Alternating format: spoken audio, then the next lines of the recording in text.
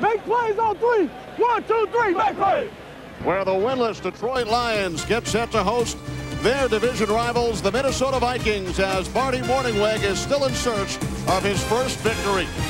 Good afternoon, everybody. Welcome to the NFL on Fox. I'm Kenny Albert, along with Tim Green. And the Minnesota Vikings, Tim, reached the NFC Championship game last January, but like the Lions, they have struggled. Only 5 wins, 5-7 record for the Vikings, but they put up some big offensive numbers last week. And I think the good news for the Vikings is they're still alive in the playoffs hunt, so there's still some hope.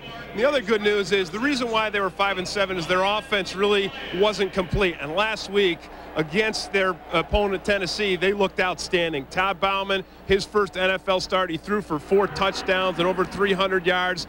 But it was what happened around him that really helped. He's got great receivers in Moss and Chris Carter, and the run game came alive too. The young rookie Michael Bennett was outstanding. But today against the Lions, the key is going to be to protect this inexperienced quarterback, and there are great matchups up front, none better than this. Pro Bowl center Matt Burke against Shaun Rogers for the Detroit Lions. And Rogers isn't a Pro Bowler yet, but if he keeps playing the way he is, he will be soon. And the Lions have not won a game in 364 days since last December 17th. But, Tim, their last 9 losses have all been by 8 points or less. And remarkably, even though they're 0-12, the spirits of this team have not flagged, and there's no finger pointing or anything like that going on. And these guys are hungry for that first win, and they're going to have to get it from this young quarterback, Mike McMahon. Now, last week he did a fine job against a very vicious Tampa Bay defense, but they did a lot to protect him. They kept a lot of guys in to block for him. Today, if they're going to beat the Vikings, they're going to have to open it up a little bit more, and they're going to have to get a lot of help from James Stewart in the run game to take the pressure off of Mike McMahon. Well, the Vikings beat the Lions in Minnesota in October, 31-26. The rematch coming up. The Lions and the Vikings next on Fox. Let's stick together and play hard today. Make plays on 3. 1, 2, 3, make plays. You're watching the NFL on Fox.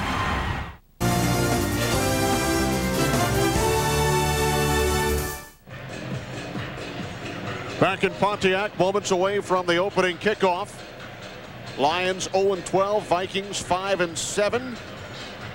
Under head coach Dennis Green, who has led his club to the playoffs each of the last 5 seasons. On the other side, not that it makes Marty Mornhinweg feel any better, Tim, but Tom Landry started his Hall of Fame head coaching career 0-10. It was interesting talking with Corey Schlesinger, the fullback, yesterday, and he told us that Marty Mornhinweg has tried everything. He's tried to be mean, and he's tried to be nice, and he's tried to be ugly, and he's tried to be pretty, but during this whole rough ride, he has maintained a buoyancy and a positive attitude that Schlesinger said is the reason why this team has not collapsed, even though they're 0-12. And as we mentioned, they have been in so many close games, each of their last 3 losses by 3 points or less. The Lions have won the toss with Mitch Berger out, Gary Anderson kicking off for the Vikings. And the Lions will start on their own 40-yard line. Berger, the punter, is out today, so the place kicker Anderson Illegally out of bounds. The ball is placed at the 40-yard line. First down. Anderson handling the kickoff duties, Tim, and he sends the opening kick out of bounds. So the rookie out of Rutgers, 5th-round draft pick Mike McMahon will make his second start. His numbers last week in the loss to Tampa Bay. Backus with Semple, Beverly, Stye, and Joyce up front. Morton and Foster, the wideouts. Stewart and Schlesinger in the backfield, and the tight end is David Sloan. Foster in motion on 1st and 10 from the 40. Off the play fake to Stewart. McMahon hits Schlesinger out of the backfield, but he is met immediately by Lemansky Hall, a loss of 6 yards on the play. Vikings defense ranked 29th in the NFL, the front 4 with only 19 sacks this season. McDaniel, Wong, and Hall, who just made the tackle, the linebackers. Kelly and Dale Carter on the corners.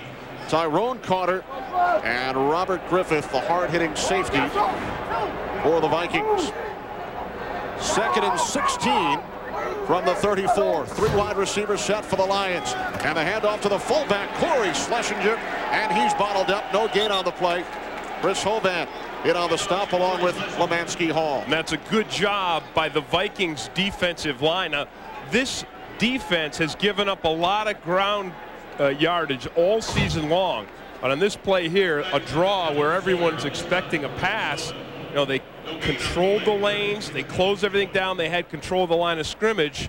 It's another big defensive play in a row for the Vikings. 3 wide receivers on 3rd and 16. Lamont Warren in the backfield. McMahon on 3rd and long. It's Warren, but he stopped about 7 yards shy of the marker by Robert Tate. Gain of 9 on the play, but not enough, so the Lions go 3 and out. One thing Dennis Green wanted to use was Lance Johnstone and then Chikora on the other end to add some speed to their pass rush and passing situations, and they did that on that play, and they were able to get pressure on the quarterback and still have good coverage downfield. Nate Jaquette takes the Leo Aragus punt at the 26 and returns it 4 yards to the 30. Clint Krewalt and Corey Schlesinger on the special team stop for the Lions. So like Mike McMahon, Todd Bauman makes his 2nd NFL start. Named the NFC Offensive Player of the Week following the win over Tennessee. Lindsey starting for the injured Brad Badger at left tackle. Badger inactive today. Moss and Carter are the wide receivers. Bennett and Morrow in the backfield. At the tight end is Byron Chamberlain. Vikings start from their own 30-yard line. And the pass is caught by Moss. Breaks free out to the 38-yard line for a gain of 8. Tackled by Bryant Westbrook. The Vikings want to get the ball into Randy Moss's hands and let him make big plays. And Bryant Westbrook, who's been hurt most of the season, this is his first start this year, who's replacing Terry Fair, is going to have to do a lot of this today. And he's going to have to tackle Randy Moss, and he's going to have to tackle him for less of a gain than they just got on that. Here's Bennett, and he's hit for a loss by Sean Rogers, the rookie nose tackle whom you spoke of in our open. Rogers, one of the leaders of this Lions defense up front, along with Scroggins, Ellis, and Porcher. Stephen Boyd out for the year, so Claiborne in the middle with Barrett Green and Alan Aldridge. And Westbrook making his first start of the season with Light on the corners. Campbell and Schultz, the safeties. 3rd down and 2 for the Vikings. Bauman on the sneak. Looks like he did not get enough. Chris Claiborne, the first Lion, in on the tackle. The question is, where will the officials spot the ball? I think they may have that first down. I don't know. It's going to be very close. If it's the line, then the ball definitely reached the line of scrimmage.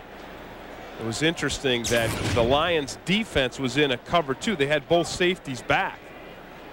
And so they put a lot of pressure on their linebackers to come up and make this play. I think Chris Claiborne gets there, but he may not have gotten there soon enough. And you could see the ball right in there. I think they're going to have the first down. Yes, just barely. By the nose of the football. I think really the difference was not having the safeties up. They kept the safeties back in deference to Randy Moss and Chris Carter. So they wanted help in the pass game. And there you see right there, Claiborne has to come up through the lead blocker. He's got to come up through Corbin Lucina and then make the tackle. So they weren't in a gap defense, which most short yardage defenses, they're in gaps. 3 wide receivers in for the Vikings. Bauman looking for Jake Reed. Todd Light had the coverage. 2nd and 10 coming up for the Vikings. On that last play, Todd Light had the benefit of a safety over the top. You see the safety was over the top, so he was able to really press Jake Reed. Now that defense is in there for Randy Moss. And when you get to run that same defense against Jake Reed, then it's just it's an extreme luxury for Todd Light. Now the Vikings send out 4 wide receivers. Chris Walsh in the game. And this time Bauman's pass was behind his intended receiver, Randy Moss. If you watched last week's game, the Vikings were able to make a lot of plays, even though Bauman, you see the throw here, is behind him. But last week, Randy Moss and Chris Carter and Reed and Chris Walsh, they made some big plays, even though the passes weren't bad. And that looked like a half effort from Randy Moss. And now a 3rd and 10. Bauman out of the shotgun.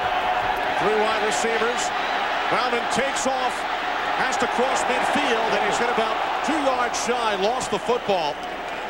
Vikings recover, but will have to punt. And this is a good job by Detroit's linebackers, and especially by Lamar Campbell, to react to this quarterback draw. The play opens up nicely for the Vikings and Bauman. Bauman is a real athletic guy. He has the ability to run. He can, dunk a basketball 10 different ways. Watch the hole open up here in the center. Look at that huge lane. And Bauman even has a lead blocker. But watch Lamar Campbell. Campbell saves the first down. And with Desmond Howard back deep, 17-year veteran Lee Johnson punting for the first time as a Viking. Howard lets it go. So the Lions offense will start from their own 20-yard line. When we come back, no score, first quarter. Fox NFL Sunday. Brought to you by Southwest Airlines. Proud sponsor of the NFL. Official airline of Super Bowl 36. Welcome back. No score, early first quarter. Lions and the Vikings have exchanged punts. And now the Lions, Tim, will start from their own 20-yard line. What do they need to do offensively? I think they need to run the football. Because if they're going to take the pressure off Mike McMahon, they've got to get James Stewart going. And this defense has struggled against the run all year long. And this is Stewart on first down. He was down before the ball was knocked loose. No gain on the play. 2nd and 10 coming up. Well, Chris Hovan makes a heck of a play right here in the center of the defense. Watch him right here. He works in. He bounces off the block of Brendan Stye. He sifts through it and makes a nice tackle. The Lions are going to have to get a hold of the line of scrimmage and start blocking those guys if James Stewart's going to get going. And you see there the difference with Stewart in the game for the Lions is tremendous. He missed 4 games earlier this season. Stewart backs it to the outside, has the first down and more. He ran over Eric Kelly and gained 17 yards. Wow, that was an ooh-ah hit that James Stewart laid on Eric Kelly, who's a rookie. Welcome to the National Football League. And Stewart makes this on his own. You see a lot of Vikings up there. They're pressing. They're up at the line of scrimmage. He runs through one tackler. He runs past Robert Griffith, and then bang. Ouch. At that moment, Eric Kelly not thinking it's a wonderful life. Thanks to James Stewart. That's what the Lions need to do. 17-yard pickup. You got to keep going. Keep feeding it to Schlesinger and Stewart. McMahon looking on first down, incomplete, intended for the fullback Schlesinger, who has more receptions this season, Tim, than in his first 6 years combined. And I think the excellent thing about Corey Schlesinger is he's become a complete fullback, and there aren't a lot of fullbacks in the league that are complete. There are some who can catch the ball and run, but they don't block well. Schlesinger can block well, he can catch and run, and he can run well. He's not just a splat runner. He's got some movement, and he can find the holes.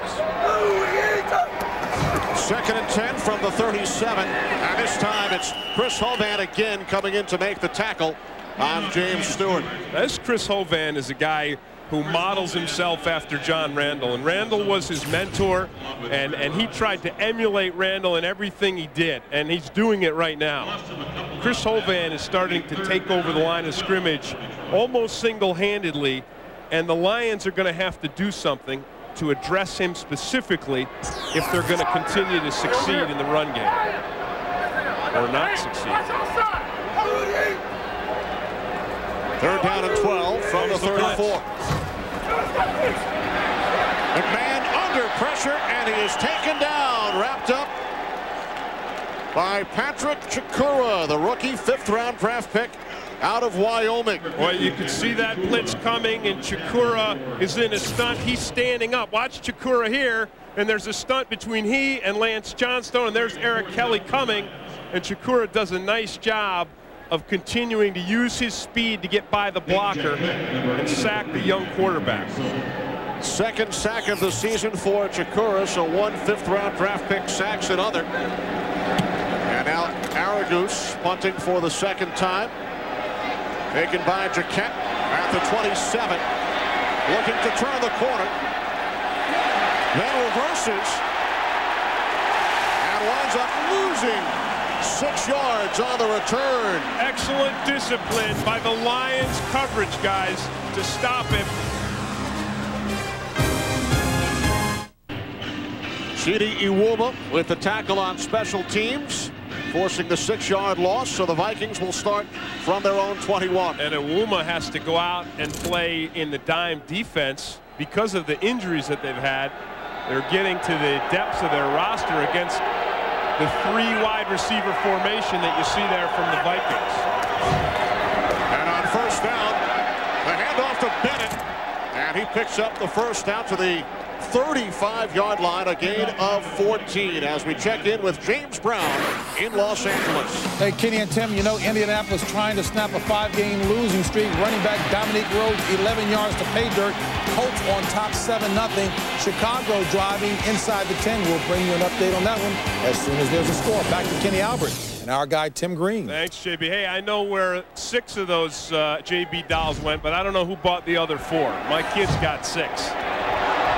What a catch, Tim, by Randy Moss in Lions territory, making the play over the shoulder for a gain of 19 yards. Well, this throw isn't the best, and this is what Todd Bowman did last week.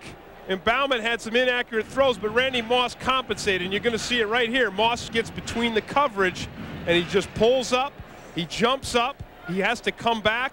But there's the great athleticism of Randy Moss. That's double coverage, folks. He's got a corner underneath and a safety over the top. And if you can beat that, then you can't, you can beat anything. Second catch of the first quarter for Moss. First and 10 from the Lions 46. Bowman's pass is picked off.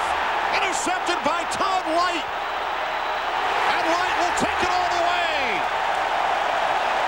59-yard return, and the Lions take the lead.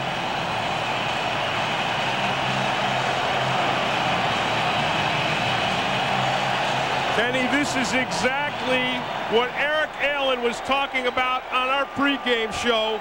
You've got a young quarterback, and you've got a guy who's not a great route runner, and you can just camp out. That's what Todd Light did. He camped out on Chris Walsh. He had his eyes directed back in towards the quarterback. He read it perfectly, and it's a touchdown for the Lions. I'll tell you, the other thing that happened was James Hall made a heck of a block downfield to get Todd Light into the end zone. Jason Hansen adds the point after a 59-yard return, 35th career interception for Todd Light.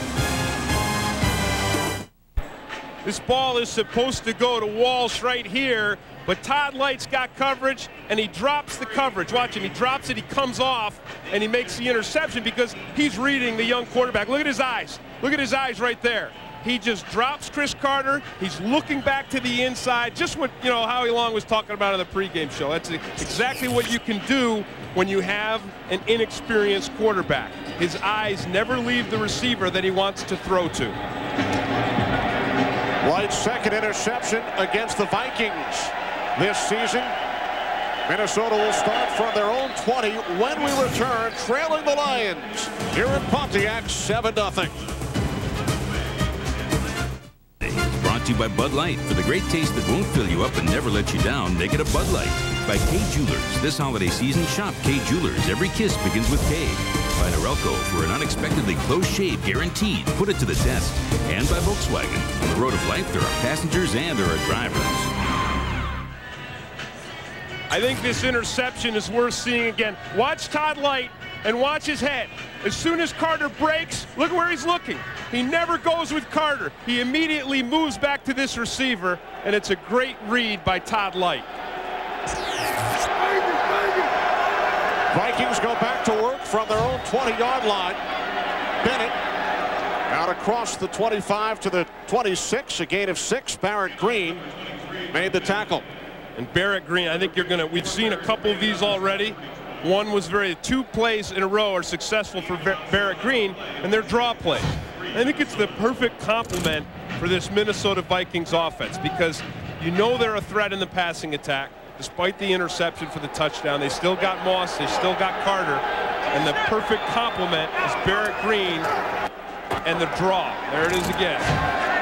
It's Bennett pushing his way forward to the 29-yard line. 3rd and 1 upcoming, but first we check in with JB for an update on the Bears and the Bucs. Kenny and Tim, the Bears were driving for what looked to be a surefire touchdown, but Simeon Rice had other ideas. His 7th sack of the season, sacking Jim Miller. The Bears settled with a 30-yard field goal and a 3-0 lead as we send it back to Kenny and Tim. Thanks for having your kids purchase most of my dolls.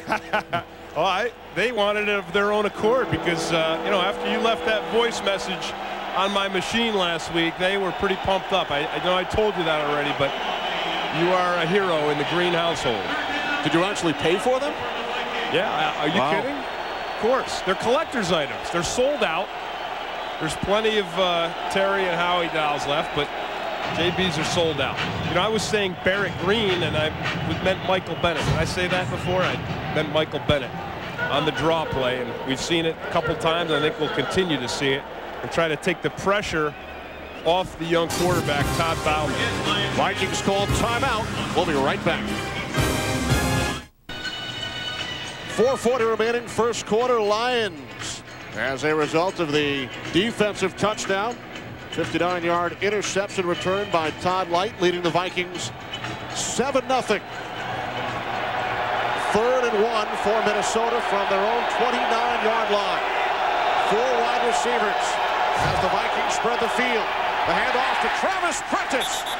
And no gain as he is hit by James Hall, one of the Lions' heroes last week with 3.5 sacks. Hall came through to make the play. Last time, Kenny, they were in 3rd and short, and the Lions allowed themselves to be outmanned. This time they put 6 up in the line of scrimmage, and everyone is able to take a gap. So everyone's able to take a gap and penetrate, and James Hall uses that penetration to stop the Vikings again. Desmond Howard awaiting Lee Johnson's second punt. Johnson replacing the injured Mitch Berger. Howard from the 22, and he's tripped up. Terrific special teams play by Robert Tate.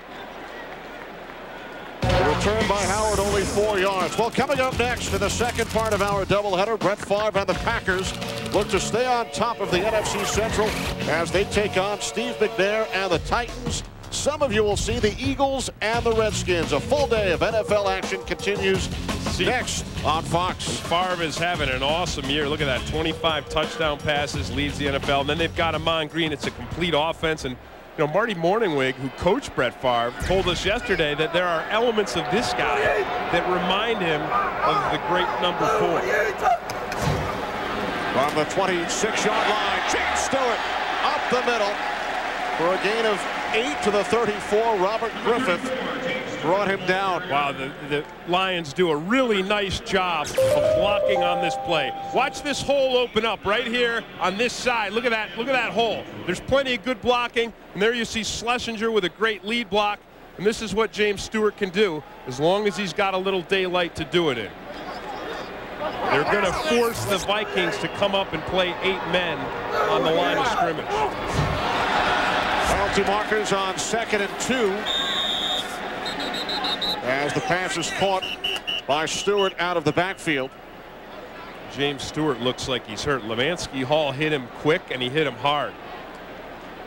And that would be a huge blow for the Lions to lose Stewart. Offside, Minnesota, number 99. I said Chris Hovan. The 5-yard penalty results in a first down. I said Chris Hovan likes to emulate John Randall. He's emulating him in that way, too. Randall always used to get a jump on the ball and drew a lot of offsides penalties.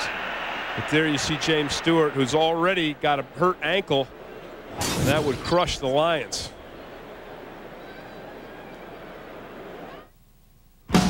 Lions running back James Stewart down, and apparently they're looking at his back. Lemansky Hall hit him, and he came down hard on the turf. As I said earlier, he's already got a hurt ankle. Here's Lemansky Hall right here. Watch him close and hit Stewart while he's still in the air, and then he drives him down. There's that ankle brace. I told you before that his ankle has been hurt.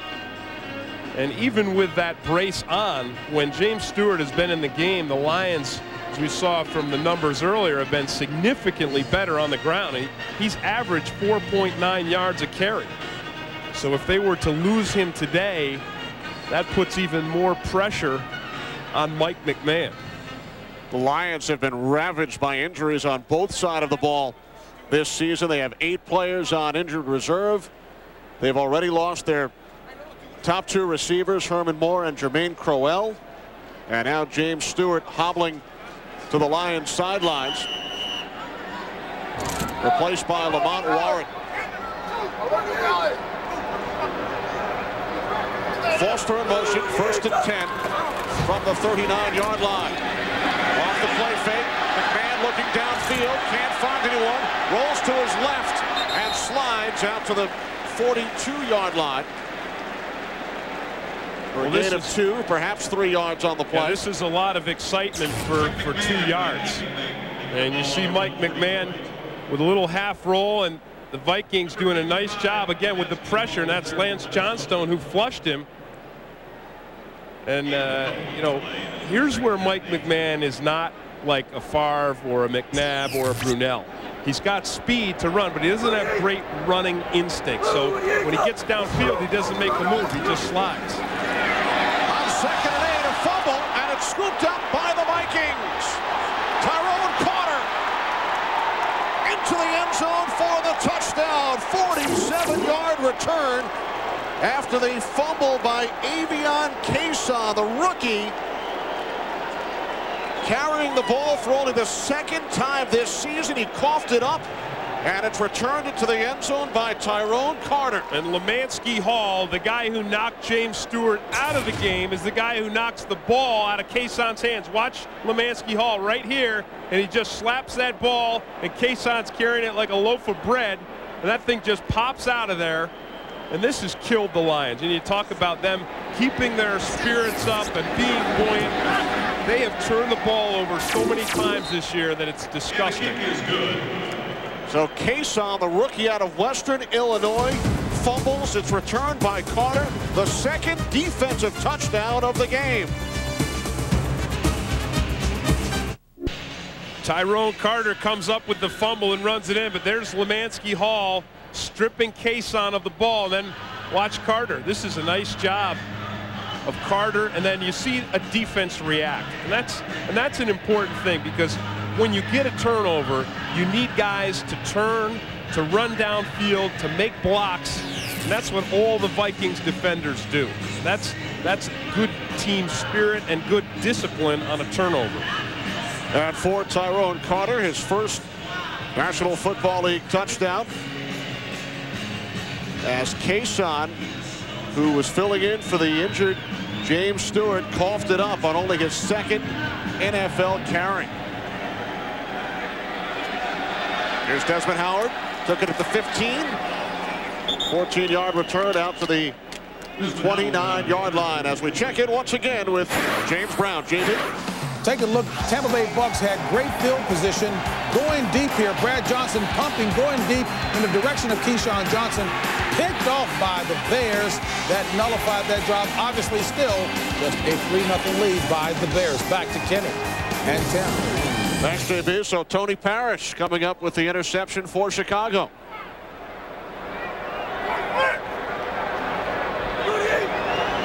Lions start from their own 29-yard line. 1st and 10. Off the play fake. McMahon going deep. Wow.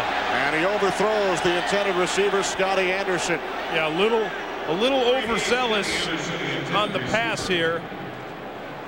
And you can see the inexperience of Mike McMahon, and you can also see that the Lions offense really isn't the same without Jermaine Crowell, because Crowell is the guy who gives them a deep threat. And there's Johnny Morton who's open underneath, but Mike McMahon is looking for it all. He's looking to make a big play, but he doesn't have a big play receiver to throw to that far downfield. 2nd and 10 from the 29. Again off the play fake. McMahon escapes, rolling right, and takes it out of bounds at the 30-yard line. And again, Dennis Green's strategy of putting Lance Johnstone and Chikura in here. Watch Johnstone. He works right around. He gets a chip block. He keeps coming, and he spills Mike McMahon from the pocket. And then here's where Mike McMahon needs to start making some plays. I mean, he's eluding the rush, but now he needs to either run for positive yardage or make a throw for positive yardage, or Marty Morningwig's going to stop comparing him to the likes of a young Brett Favre.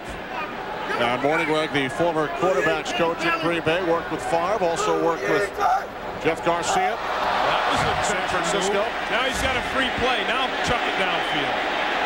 Again looking for Scotty Anderson, who makes the catch.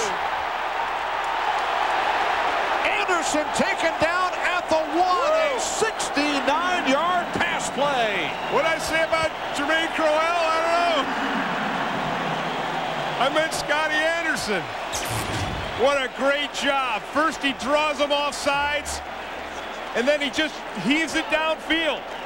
It was a great decision by Mike McMahon, because you can throw it downfield. He knew he had the penalty. He knew he could take everything back and get a 5-yard penalty against the Vikings, and then he just heaves it in the air. McMahon told us yesterday he's very comfortable working with Scotty Anderson, both rookies this year. Anderson also selected in the 5th round, and they've worked together since training camp. And Anderson does a nice job of separating himself and getting downfield. I mean, that was smooth, the way Anderson got himself behind the coverage, and then he followed that ball in. Excellent. Look at the Vikings tried to cover him with a strong safety and a linebacker. He's not Jermaine Crowell as far as speed, but he's not that slow. He's no tight end. The Vikings had slower players covering him, and he got right behind them. 1st and goal from the 1. Warren and Schlesinger in the backfield. McMahon looking end zone. He takes it in. There's the play we said he had to make. Now the Favre-meter is starting to come back towards McMahon.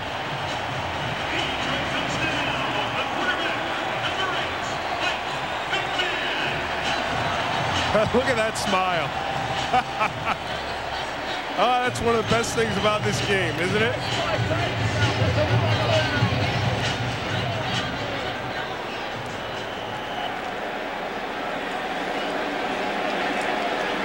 The Lions regain the lead on McMahon's first career rushing touchdown. Jason Hansen adding the extra point. Detroit back on top, 14-7.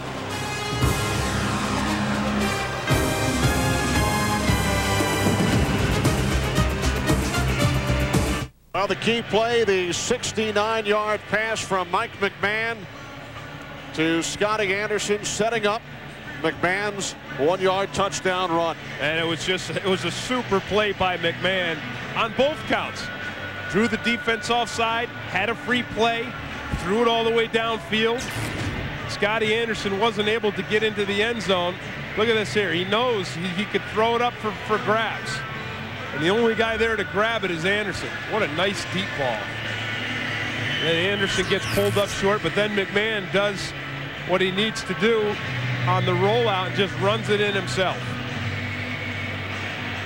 So with under a minute remaining, first quarter, Lions back on top. Jaquette takes it out. And he's tackled shy of the 16-yard line. Terrific effort on special teams with Clint Krewalt leading the way for the Lions. And how about the noise here in the Silverdome? All of a sudden, Scotty Anderson's big play and the ensuing touchdown, and the Lions up 14-7 over Minnesota has got this crowd coming to life, and that could be a factor when the Lions are on defense, because you can rush the passer a lot more effectively when there's crowd noise to keep those offensive linemen from hearing the snap count. Vikings come out with 4 wide receivers, spreading the field on first down. From the 16, Bauman over the middle to Chris Walsh.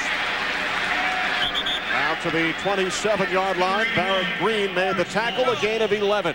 And now that's what the Vikings need to do. They just need to settle down. And although Todd Bauman does not have a tremendous amount of experience, he's been in this system. He knows that everyone's comparing him to Brad Johnson in his grasp of the system. So you can see the calm demeanor on his face right there, and he just needs to settle down and get this thing fired up again. 3 wide receivers. The handoff to Bennett on first down. And the rookie from Wisconsin gains 7 out to the 35-yard line on the final play of the first quarter. Mike McMahon chatting with the injured Charlie Batch. Lions lead the Vikings after 1, 14-7.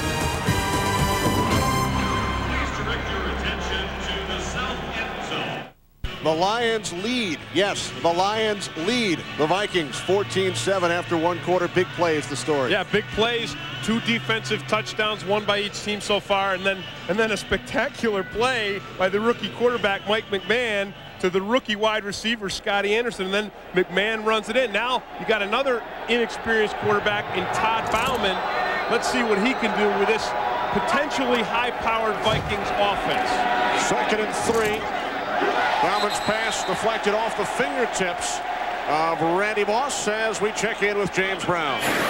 Hey, Kenny, take a look at Peyton Manning, who's made some excellent decisions, looking sharp. Play action here as he hooks up with Marcus Pollard. 13 plays, 96 yards, 14-0 Colton. Kenny, tell Tim, Terry Bradshaw has been speaking very highly about him. When he says, tell Tim I love him, that's a bit too much. Back to you guys. Hey, Terry's starting to scare me, JB. He said he'd accept it if he loses to Jimmy Kimmel and wear Jillian's clothes next week, and now he loves me, and I love him back, but not in that way. 3rd down and 3. Here's Bauman under pressure. Oh, nice play. Oh. Intentional grounding. Nice play by Luther Ellis. Ellis grabbed hold of Bauman, who then threw it away. We talked about the front 4 of the Detroit Lions getting pressure on the quarterback. Watch Luther Ellis work right here. He works right through, and actually they come off of him and leave him go, and it's a big play. You know, it was great on the pregame show that Pat Summerall talked about. The quarterback was outside of the pocket, and the action of being tackled prevented him from getting the ball to the line of scrimmage. Therefore, by rule, there is no foul for intentional grounding. 4th down. And that's a good call by the officials, because once you're outside the pocket, you throw the ball at or near the line of scrimmage, and if the defender keeps the ball from going there, then there is no penalty. But as I started to say, Pat Summerall talked earlier today about Brad Johnson from the Tampa Bay Buccaneers, said that this Detroit Lions front 4 took a year off his life last week because they pounded him so severely. They hit Johnson 20 times in the game last week. The punt takes a Vikings roll all the way down inside the 15-yard line. 55 yards on the punt plus the roll. NFL Sunday is brought to you by Visa. It's everywhere NFL fans want to be. By Autotrader.com, the biggest, best used car site on the planet. By Citizen EcoDrive, a revolutionary watch that never needs a battery. And by DirecTV, the #1 satellite entertainment provider. Lions get the ball back, and James Stewart, who suffered a bruised right hip in the first quarter, is back in. Yeah, and that's really important for the Lions. Look what they do when they've got him. They average 4.4 as opposed to 2.5 without him, and almost 40 yards more per game when he's getting the ball. From the 14-yard line, off the play fake, McMahon takes off and is forced out of bounds by Robert Griffith at the 20-yard line after a gain of 6. He's telling he wanted his receiver to go deep, and that's the rule when a quarterback scrambles. So even though he runs for a first down, look at Mike McMahon. He wants to throw this ball, but when he doesn't see a receiver going deep and getting open, You know, he sees Johnny Morton there covered. He takes over with his legs. Right here, he wants Morton to drive deep, and he needs to. He needs to get himself open. When your quarterback scrambles, look for some open area. Stewart.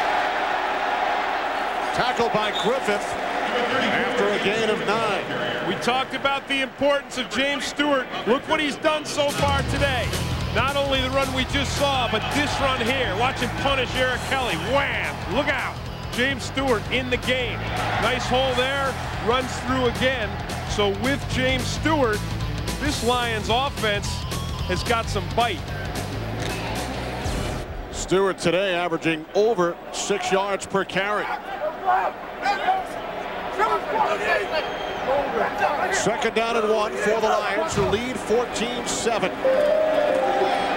McMahon can't find anyone, and he's taken down.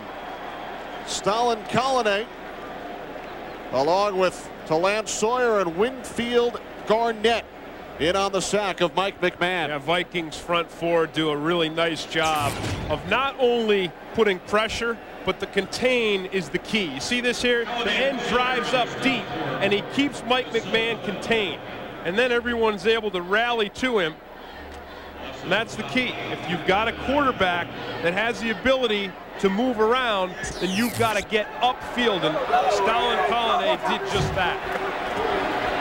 McMahon on 3rd and 9 looks to escape, and the pass is nearly picked off by Patrick Chikura. Wow. Chikura already saw 6 points. This is one of those plays where you don't get too many of them a game, and they can turn a game around.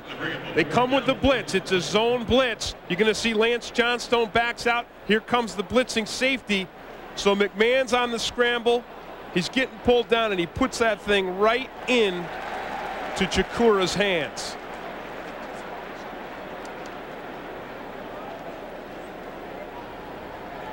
Chikura had a sack earlier, rookie out of Wyoming. Minnesota had 12 men on the field at the snap. Number 92 had not yet gotten off the field. That's a 5-yard penalty. We'll repeat, 3rd down. That's a really nice break for the Detroit Lions. Winfield Garnett is the guy he's trying to get off here. Let's see. Ball is snapped. Wow, he just missed it. He's going to be in trouble. Because, you know, they're blaming it on Winfield Garnett. Doesn't matter how late the call comes in. It's like, get off the field. I've heard that.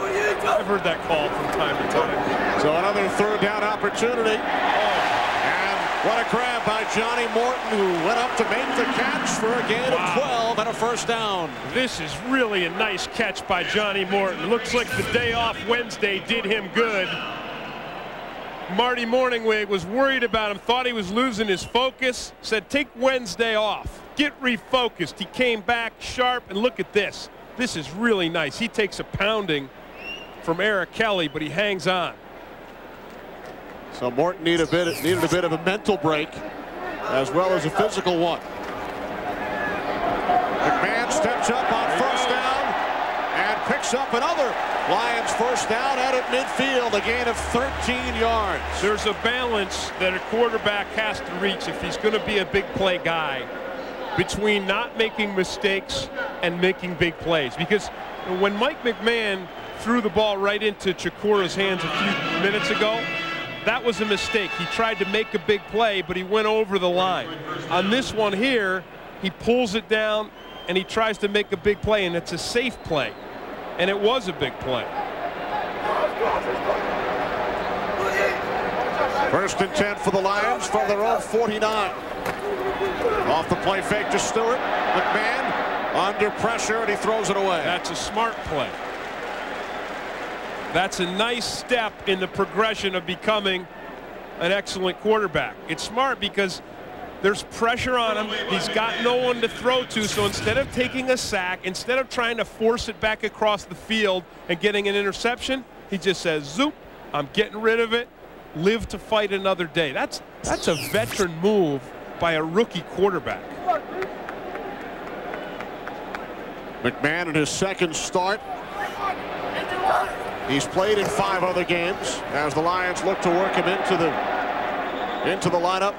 When Batch was still healthy, James Stewart knocked out of bounds after a gain of 4. I think the other thing that's interesting about Mike McMahon is that he started 4 years in college at Rutgers, and he said his first 2 years they ran a West Coast offense. So when he got here to Detroit and tried to learn Marty Morningwig's system, it wasn't as hard as it might have been for someone who never was in that system before. And the Lions were really high on McMahon from the outset. They traded up. They traded 2 picks and moved up 31 selections in order to draft McMahon. Good protection. And the pass is caught by Larry Foster. Wow. At the Vikings 31. Boy, when Marty Morningwig compared this guy to a young Brett Favre, we kind of looked at him, we kind of looked at each other and looked at him and said, oh, come on, that's a little bit of a stretch. But this throw here, I don't think it's going to be complete, but this throw here is a dart, and he throws it right between the coverage. Griffith and Tyrone Carter coming up to make the hit on Foster. Jaquette lets it go, bounces into the end zone for a touchback, a 47-yard punt. Vikings will start from their own 20. Back in Pontiac, don't forget in February, NASCAR returns to Fox.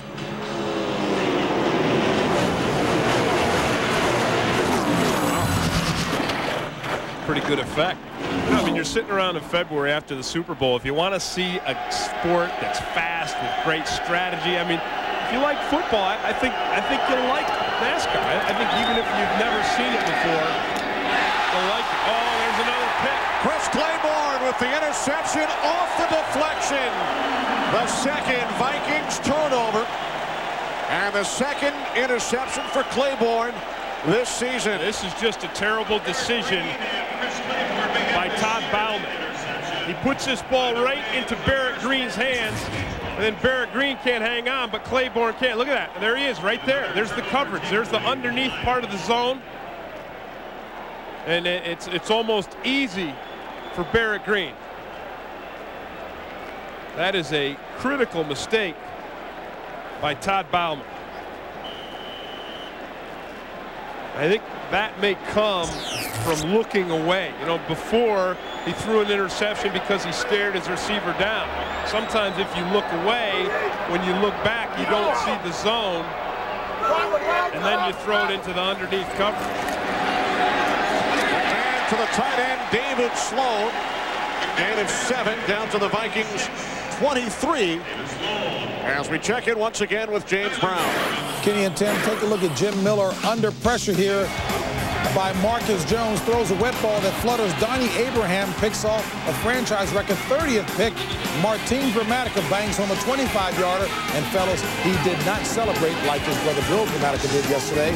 All knotted at 3. Kenny and Tim. I was wondering about that, whether or not Martin celebrated like Bill. Unbelievable guy. Bill Gramatica cost his team the game yesterday because he celebrated and hurt his knee on the celebration. As Schlesinger picks up the first down, but it will be brought back holding against the Lions. And that was remarkable in yesterday's game. And after Jimmy Kimmel ripped those 2 guys for celebrating, and it was in the first quarter. So it's not like it's a game winner. And Bill Gramatica is jumping up and down, and he hurt his knee. Number 86. It's a 10-yard penalty. Repeat, second down. That's Sloan who had the nice catch to get the Lions in good position. And on that play, he just grabs the defensive end.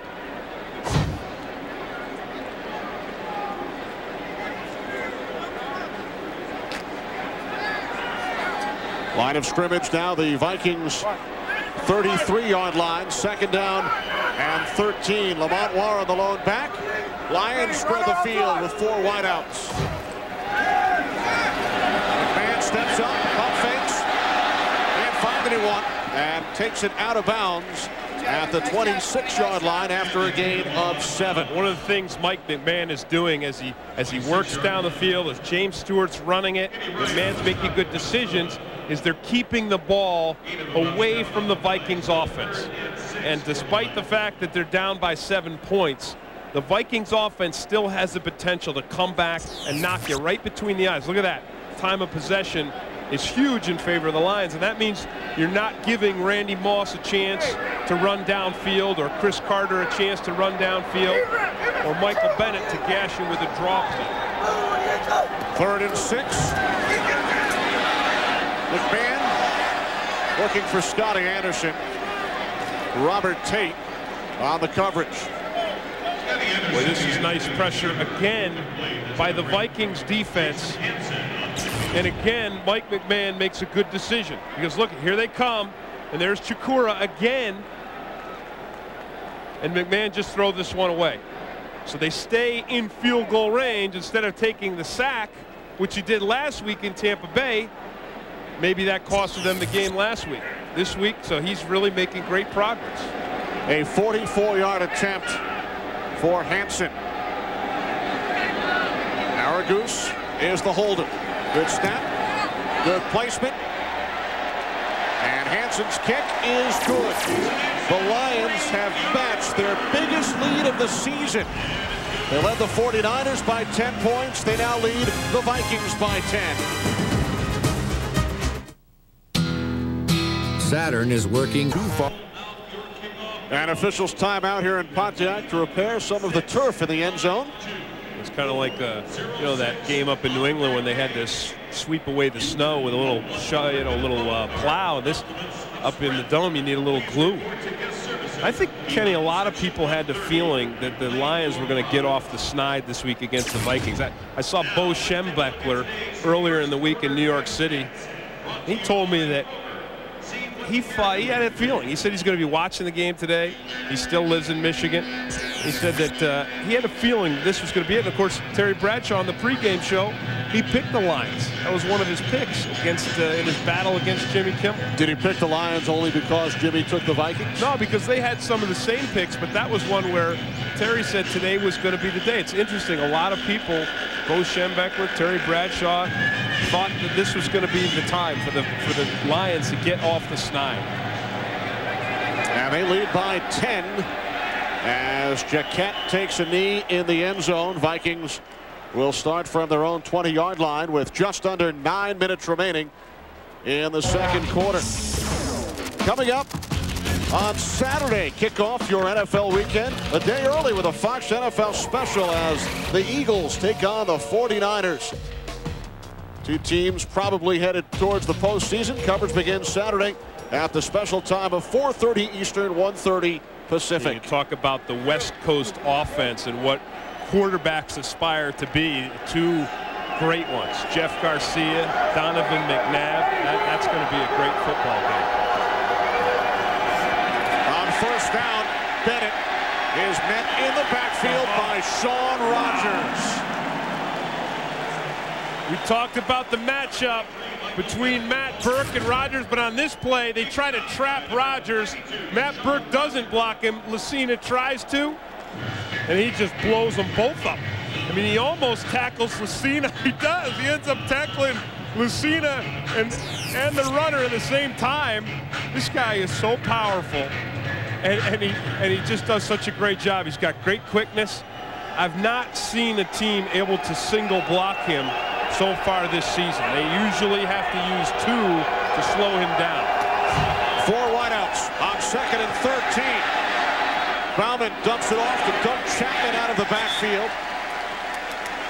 He's brought down by Todd Light after a gain of only 3, so 3rd down and 10 upcoming. And the Lions have got more guys in coverage because, watch, here he is. Watch Rogers. They got to use 2 to block him here. There they are. They got the guard and the tackle blocking the big guy, and if he just keeps his head about him and continues to work hard, because he does work hard, and continues to stay low and practice his craft, he's going to be a great one. He has all the tools you could ask for. Bauman out of the shotgun. 3rd and 10. Pass incomplete, intended for the tight end, Byron Chamberlain. I think, again, Todd Bauman last week threw some passes that weren't right on the mark, but the receivers made great catches, and Chris Carter is frustrated. He's been frustrated all season long, and he's frustrated now.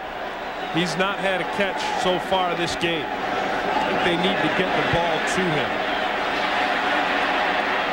Desmond Howard on a bounce.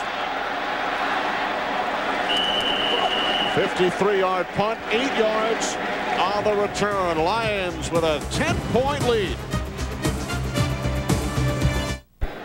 Vikings quarterback Todd Bauman getting some advice from Chris Carter and Randy Moss. I think they're showing him, look, here's the facts. Here's what happened. That's a shot of the field. You need to start to find us. Carter, no catches and no passes thrown to him today. They need to get him going and Moss going to get the momentum back in this game. McMahon and the Lions back to work. James Stewart leans forward to the 40-yard line for a gain of 5. You know, James Stewart not only leans forward, but Kenny, he ran through Robert Griffith, and that's saying something, because Robert Griffith is a Pro Bowl caliber safety. He comes up, he brings power, he usually stops runners right in their tracks, but James Stewart is running through him, and look at that average today. Despite missing some time today with the bruised right hip. 2nd and 5, McMahon rolling right. Throws, and it's incomplete. Larry Foster, the intended receiver. 3rd down and 5 coming up for the Lions. The pressure works for the Vikings, though. They don't succeed in sacking McMahon, but they disrupt him, and they're trying to force him into doing something that a rookie would do. They're trying to force him to do something that we've seen Todd Bauman do, and that is put the ball into the defense's hands. And I think so far Mike McMahon has done a good job of making decisions under pressure. 3rd and 5, 3 wide receivers set. Penalty flag. It's going to be against Hovan, another free play. And McMahon's pass is caught by the tight end David Sloan for a Lions 1st down, a gain of 17 yards. Yep, Chris Hovan, who made some really nice plays earlier in the game, is giving McMahon free throws downfield. Offside, Minnesota, number 50, lined up in the neutral zone. The penalty is declined. The play results in a 1st down. Well, they're calling it on Chikura here, but watch Hovan right there. Watch him get this jump. Well, I guess he just got a good jump. So Chikura gave him the free play. A 1st down for the Lions on the Minnesota 44. The pitch to Stewart. Another flag.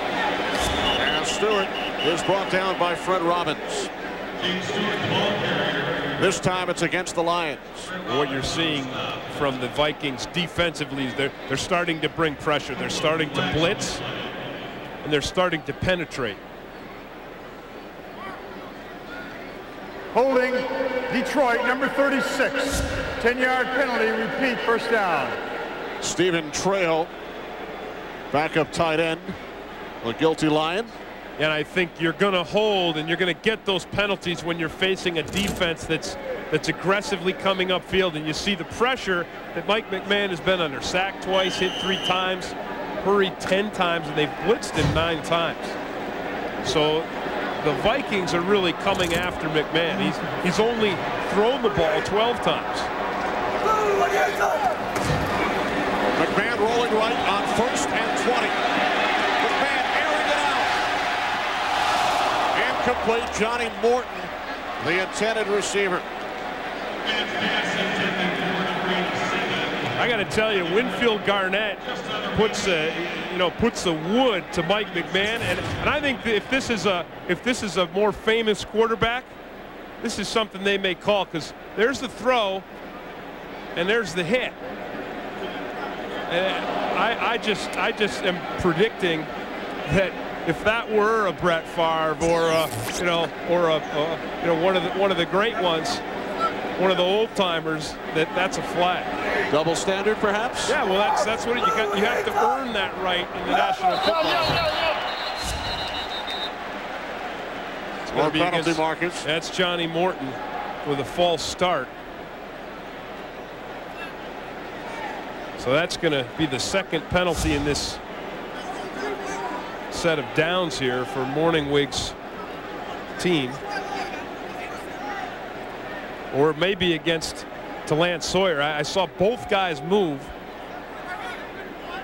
Detroit, number 87, was the first to move, causing the defense to come offside.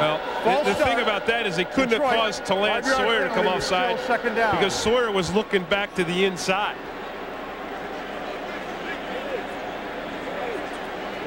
It may have looked like he caused him, but Sawyer was not looking out at Johnny Morton. In any event, the Lions force back 5 more yards. Now second down and 25. James Stewart running behind Schlesinger. Oh my goodness. Up to the 49-yard line, a gain of 8. Eric Kelly made the tackle. We talked about Corey Schlesinger being a complete player.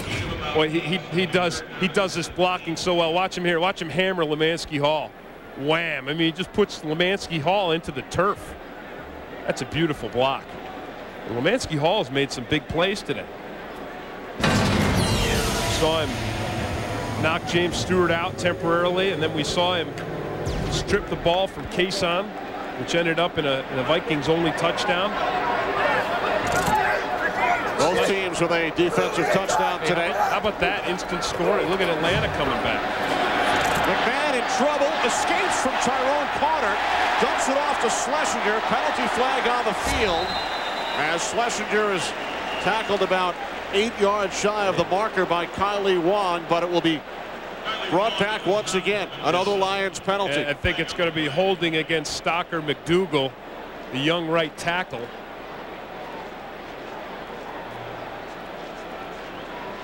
Marty Morningweg awaiting the call from Ed Hockley. It's a great escape by Mike McMahon, though. Holding Detroit, number 73. 10-yard penalty, repeat, third down.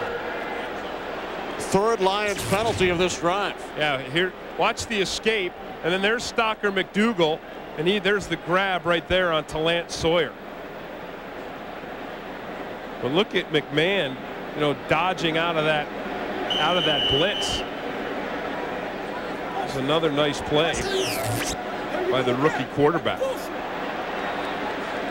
And due to those 3 penalties, Tim, it is now third down and 27. Yeah, this is one where, you know, maybe you run a draw or a short pass because you don't want him to try to press to get all 27.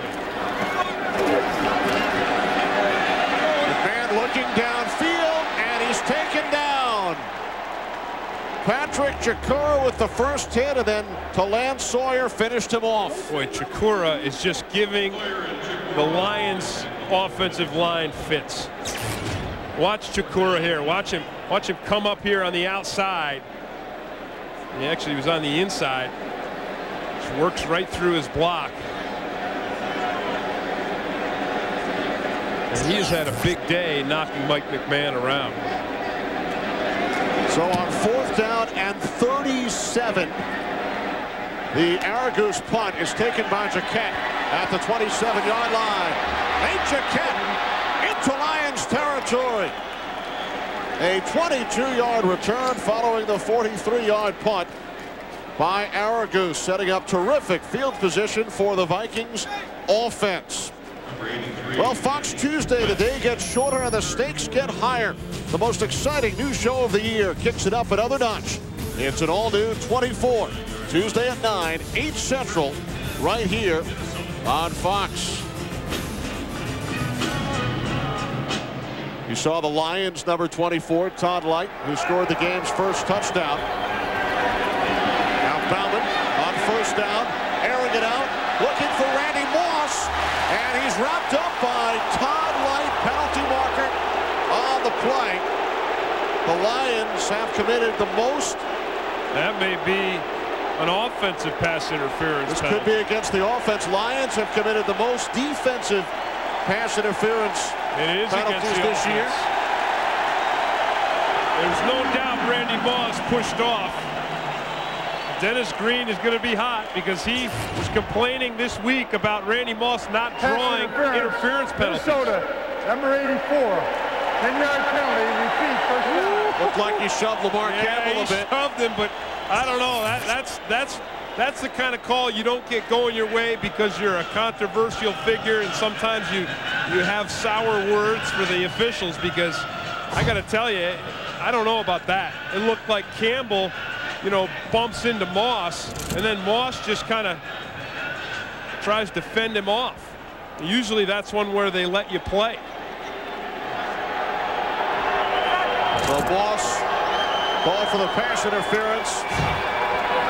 Bauman back on 1st and 20. Rolling right, and then he throws it away. Under pressure once again, this time from Porsche and James Hall. Take a look at that play again. Moss calling for the deep pass. There's Campbell, and he kind of gets in front of him, and Moss just kind of shoves Campbell. I don't know, man. That's a close call. I mean, I would think that could have gone either way. I agree.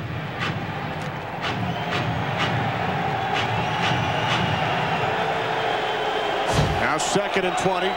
Bauman just 4 of 12 for 41 yards and 2 interceptions. Out of the shotgun. Again, can't find anyone downfield. And he's taken down by Robert Porsche. That is the 3rd sack for the Detroit Lions front 4. And they're doing it with just 4. They're not blitzing. Here's Porsche right here. He's working on the outside. He comes up and he stays after. There's Sean Rogers. He's in the action. And Porsche just hunts him down. The Lions front 4 doing another excellent job against an opposing quarterback. Team leading 9th sack for the Lions. All-time leading sack man, Robert Porsche. 3rd down and 21. Bauman with time. Intended for Chris Carter. Incomplete, and the Vikings once again forced to punt. And again, this is another inaccurate pass by Todd Bauman. We saw them last week, and we saw them today. Carter, you know, he's open. And you could see how unhappy he is.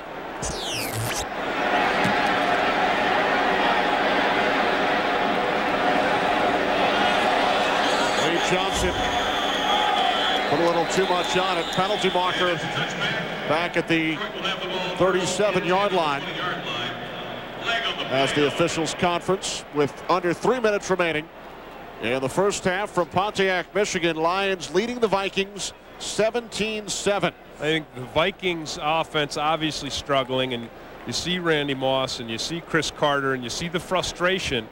These guys have been frustrated all season long. I think the difference between Chris Carter, one of the differences, is when Chris Carter kind of lost it in the Chicago game on the sideline and started grabbing people and saying things. He came out later that week and he apologized and said, you know, that's not the way he wanted to behave. But then Randy Moss does something like berating sponsors on a bus and gets fined $15,000. Had too many men on the field. Number 85 did not get off the field. That penalty is declined. There was also an ineligible man downfield by the offense. Number 81, that penalty is accepted. 5-yard penalty, repeat, 4th down. But the difference is Chris Carter says, hey, I shouldn't have acted that way, and Randy Moss doesn't. I mean, he says things and does things that are inflammatory for his teammates and for the league, for the fans, and you know, he just goes with it. And after Moss's comments a couple of weeks back about not playing hard on every play or in every game, the Tennessee media last week on a conference call gave him a chance to retract some of those statements, and he said, no, I said it, that's how I feel. Desmond Howard from the 25. 10-yard return, another flag following the 41-yard punt. Number 81, Chris Walsh on the stop for Minnesota. Flag on the play.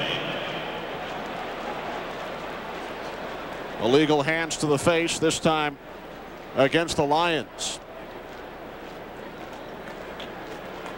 Busy first half for Ed Hockley and his crew. During the return, illegal block in the back, Detroit, number 39. It's a 10-yard penalty. Detroit keeps the ball, first down. So the Lions will go back to work offensively with a 10-point lead, matching their biggest lead of the season so far. They've lost their first 12 games under first-year head coach Marty Morningweg. Lions will start from their own 25-yard line. Lamont Warren in the backfield, 3 wide receivers.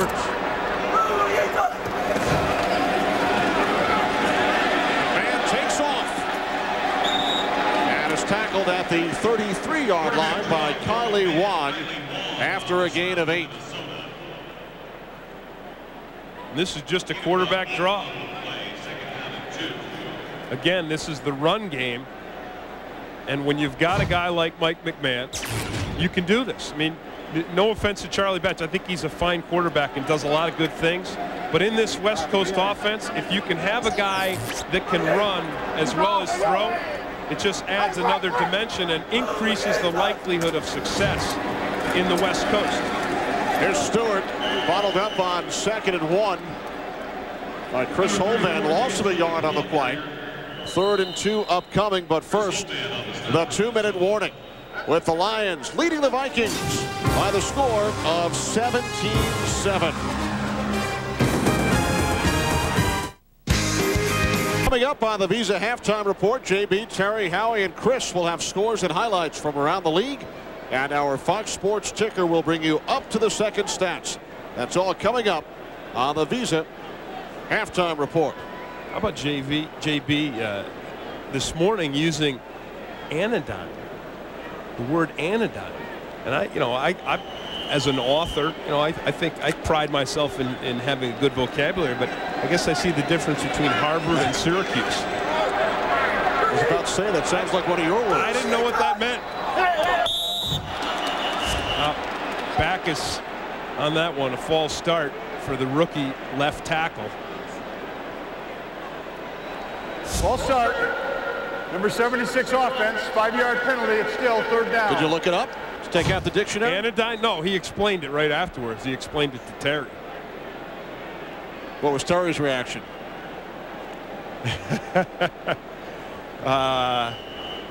Terry went with it. He went with it.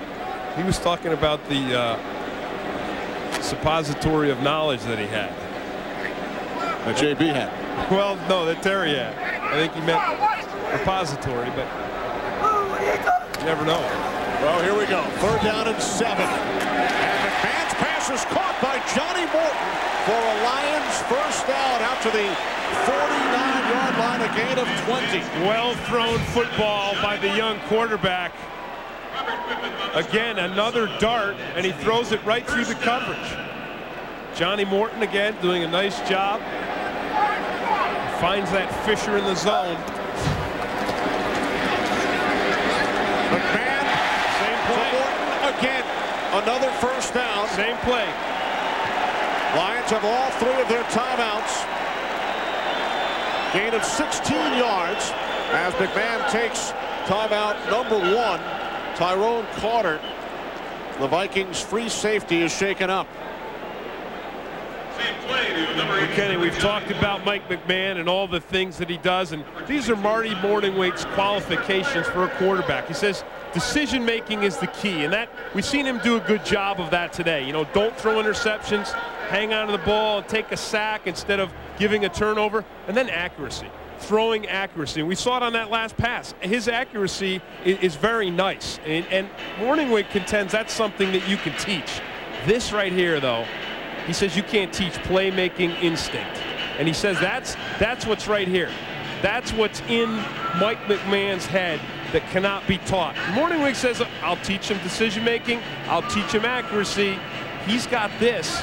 These guys really believe in this young quarterback, and we've seen all these elements today. We've seen good decisions. Look at, there's the accuracy. How nice is that pass thrown? Look, there's Lemansky Hall. He's the under coverage. You see Tyrone Carter over the top coverage, and he just threads the needle.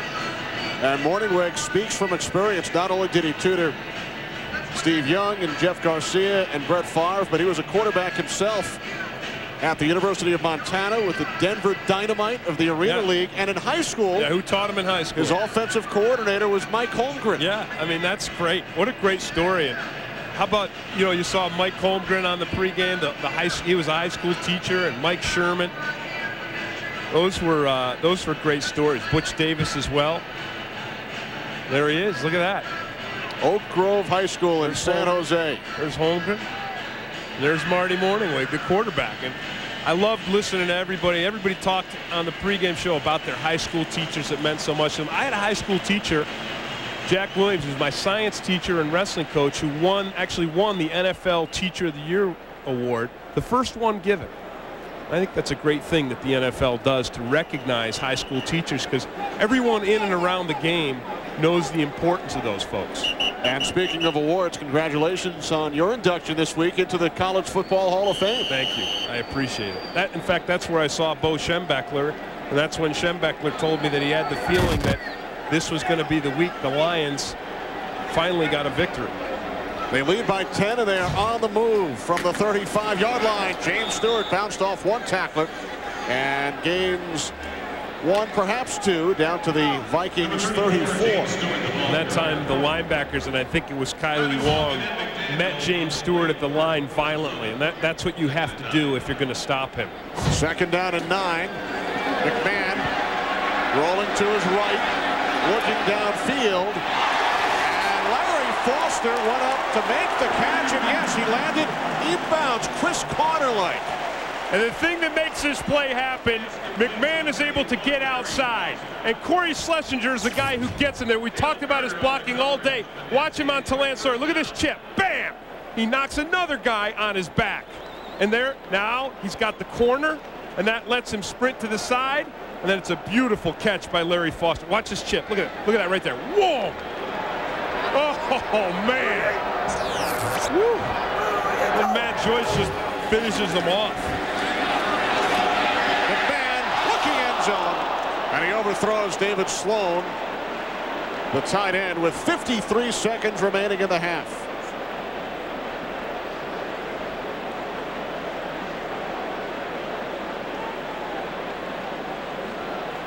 That wasn't obviously an accurate pass, but we have seen some really nice throwing today from Mike McMahon. And again, nice decision making. He doesn't have any interceptions. He didn't have any turnovers last week against the Tampa Bay Buccaneers, and he doesn't have any today. That helps you win. From the 22 on second down. Pass was behind Corey Schlesinger. And Schlesinger was running a different play. Incomplete. That's going to bring up the 3rd and 10 for the Lions. Watch Schlesinger. He's running out. He never even looks. Not until the ball's already in the air. There you see 41 receptions in his first 6 seasons and 45 this year. I think he would have had another if he'd had the right timing on that play. Now 3rd and 10. McMahon cuts away from trouble and then hits Lamont Warren. But he stopped about 5 yards shy of the marker. Dale Carter made the tackle, a gain of 4. Eric Kelly and Dale Carter do a high-low on Lamont Warren and punish him severely. And it looks like it's 4th down, and looks like they may go for it. Go for it. That's a. Oh, they're going to let it run down so that they can just kick.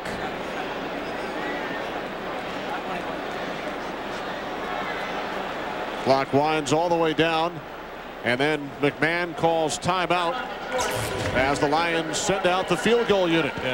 McMahon, look at him escape here. I mean, the Vikings defensive line did an excellent job of caving in the pocket. Then they escape. is just remarkable. And there's the high-low by Kelly and Carter. Hansen hit from 44 earlier. Line of scrimmage, the 18-yard line, so this should be a 35-yard attempt.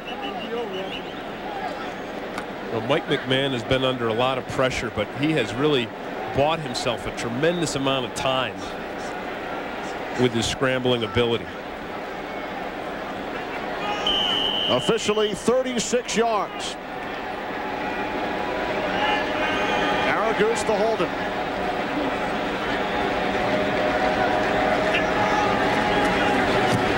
Hansen from 36, right down the middle. And the Detroit Lions headed to the locker room with their biggest lead of the season. A 13-point advantage over the Vikings. The Visa halftime report is next after this message and a word from your local Fox station. The Visa halftime report is brought to you by Visa. It's everywhere NFL fans want to be. And welcome to the Visa halftime. Those of you watching Detroit and Minnesota, Detroit looking for its first win against, make it the first win of the season against a team that hasn't won on the road this season. Bring out the young rookies. Mike McMahon, second starter on the year, hands this ball off to rookie Avion Kason. He takes the football, JB, then he fumbles it, picked up now by Tyrone Carter. He returns the fumble, 47 yards, touchdown. Vikings tie the game up at 7-all. Then McMahon back, looking, guns. 69-yard strike to Scott Anderson. Behind everybody. Holy cow. Goes down on the 1-yard line. Mike McMahon then does take it in. It's 20-7. 20-7. Matt Millen's Lions looking awfully good. Why the laugh? Just because. All right. First quarter. Brad Johnson gunning this one for Carl Williams. And Parrish is there. Tony Parrish, that is. Interception. Then no score at this point. Bears. Booker, look at the left of your screen. Fade route, left foot, right foot. There's the catch. Nope. All right, let's just review it. There's the challenge. We're waiting. Digron, touchdown. Now you're talking. Bears 10-3. Look at the catch. There's the catch. Left foot, right toe, or JB said, dot to eye. Now, Johnson back, man-to-man coverage, blitz. Keyshawn Johnson on the reception. Inside. Will he take it all the way to the touchdown, JB? Hold me back. Oh, no. Oh, no. Walt Harris causes a fumble. Tony Parrish there to pick it up. He recovers for the Bears. What did you call Keyshawn then? I called him. Hell, Johnson back. Johnson is pancaked now by Warwick Holdman. Ball pops loose. Alfonso Boone. He recovers. This leads to a 46-yard Paul Edinger field goal. 13-3. Bears, Bucks. Bears all over the Bucks. Man, is that defense playing good for the Bears. Peyton Manning said, come on in, had a bad game last week. We lost 41-6. That's all right. I'm going to give it to my young man, Dominique Rhodes. 11-yard touchdown to the outside, 7-0 Colts. Peyton Manning, left of your screen, tight end, kick, Dilger. He takes the catch, 12-yard touchdown. Rule a touchdown, you make the call. All right, this is the replay. It was not challenged. That ball did not break the pylon. In other words, didn't get inside. Should not have been a touchdown, but it was. That's okay. Colts 28-14 over Dan Reed's Falcons. Priest Holmes is averaging 214 yards from scrimmage in his last 3 games. Chiefs on top 13-10 that game in the third. Jacksonville hasn't rushed for 100 yards in 7 straight games. Cleveland in 10. It's the Jaguars on top of the Browns by 9.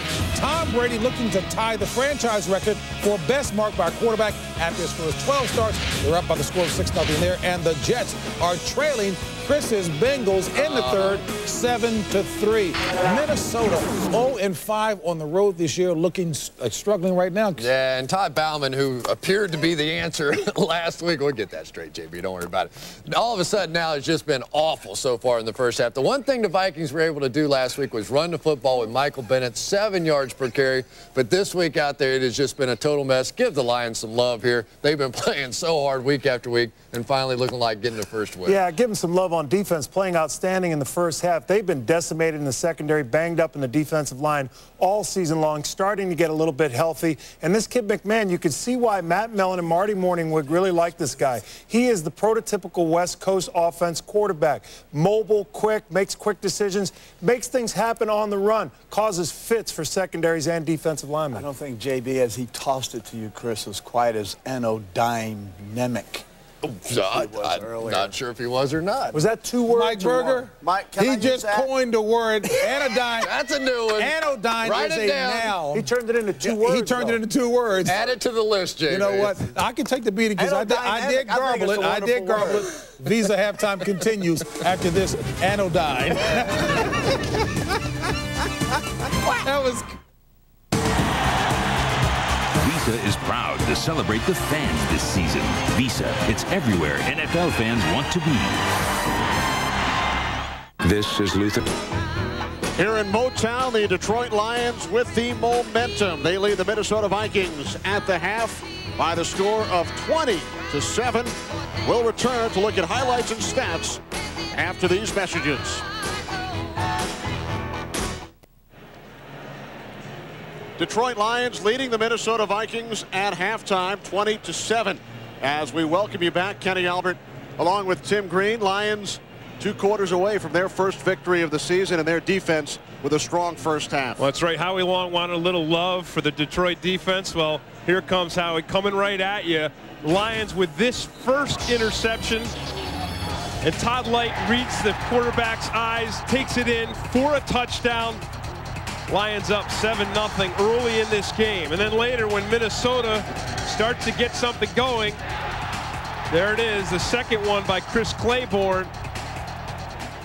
Minnesota struggling greatly offensively. And then on the other side, Detroit, their young quarterback, Mike McMahon, I mean, he's been exciting and a ton of fun to watch.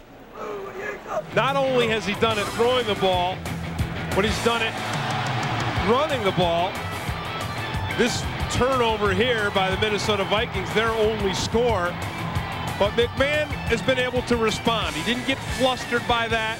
He kept his head together, and he's put together 159 yards in the air, 42 yards on the ground, a total of 201. So Detroit with 227 yards of total offense. The Vikings right now just pitiful, only 77 yards. And that's not what you'd expect from a potentially high-powered group of players. And moments ago, Tim, our Jennifer Hammond caught up with Lions head coach Marty Morningweg. Kenny, thank you, Coach. I know you've got to be pleased that you have the lead at this point in time, but more importantly, the way your defense is playing. Our defense is playing great. Our offense gave them the 7 points. When you look at the scoreboard, it's 20-7. And there's still some more points for our offense. We continue to make small detail mistakes, which cost us points. So, but you can see with the score and the character of players that we have and the confidence we have going in the locker room, we'll be in good shape come out halftime. Marty, thank you very much, guys. We're going to send it back upstairs. All right, thanks, Jennifer. A 53-yard return by Nate Jaquette, penalty marker on the field. He was finally chased down by Jimmy Wyrick.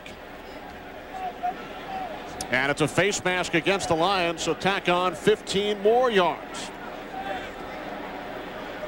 Personal foul, face mask, Detroit, number 27. 15-yard penalty, first down.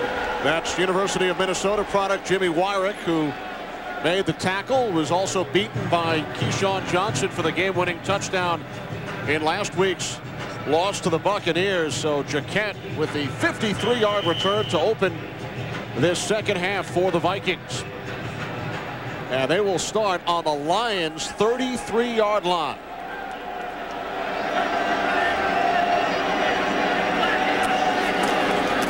Bauman to throw on first down, and the pass is caught by Randy Moss.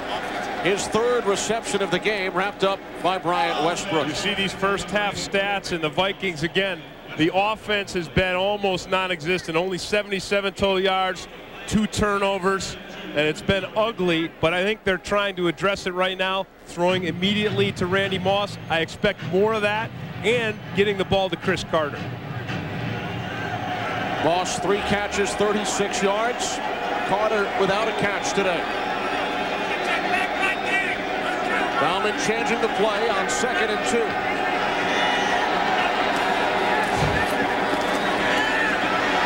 Bauman throws to the near side, and it's complete to the wide receiver Jake Reed, and he has the first down at the Lions' 16-yard line, a gain of 9. One thing Todd Bauman is unflappable, and you're seeing it now. It was an ugly first half for him, And I'm sure they sat down in the locker room at halftime and said, look, let's just get out there, do what we do. Our receivers, we've got the receivers to beat Detroit's depleted defensive secondary. We're going to get them out, spread them out. You just throw the ball. We'll get open. You throw it. Be calm, and we can still take this game and stay alive in the playoff hunt. Well, the Vikings had a big second half last week, scoring 28 points against the Titans. First catch of the day for Chris Carter. Down to the 8-yard line, a gain of 7. This is exactly why you get into Chris Carter's hands.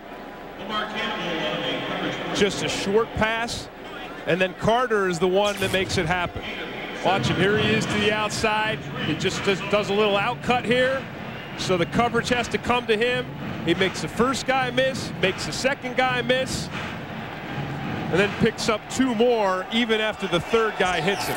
So Carter and Moss combined already with as many receptions in the second half as they had in the first. Bauman lofting one into the end zone, looking for Moss. Todd Light on the coverage. Moss was looking for a pass interference call. I don't think he was serious about it. Maybe he was. I saw him and Todd Light locked up there. Watch him here. He's going to try to drive Light to the inside. Yeah, Light grabbed him. Light got away with a pass interference penalty that really, watch Light's hand. Look at him there. He grabs him there. That's total interference. That's exactly what Dennis Green was talking about when he said Randy Moss does not get the calls other players do. No flag, so now 3rd and 3 from the Lions' 9. Bauman fires to the end zone. It's incomplete. Jake Reed was the intended receiver. Reed was the guy who had the ball thrown to him, and Chris Carter's wondering why it wasn't thrown to him. They're both working the back of the end zone. There's Carter. He's just standing there, and he was wide open. There was no one on it. Of course, Bauman was under some pressure. He was on the move. Reed flashed in front of him, and that should have been a touchdown. That was right in Jake Reed's hand. So Bauman did nothing wrong on that play at all. And Gary Anderson, the NFL's all-time leading scorer, connects on the 27-yard field goal. So on the opening drive of the second half, the Vikings don't get 7, but they do get 3. NFL Sunday, brought to you by IBM, taking e-business and your business to the next level.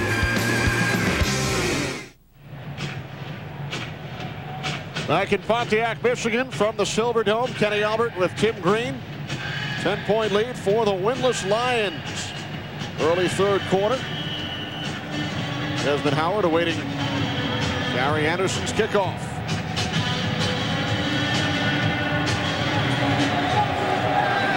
Howard from the 12. Out to the 30. An 18-yard return. The Vikings came out hot on offense. They threw 5 passes in a row. They worked down the field. They got themselves 3 points. Now let's see what they do defensively if they exert the same kind of pressure on the Lions. And Mike McMahon had a fine first half.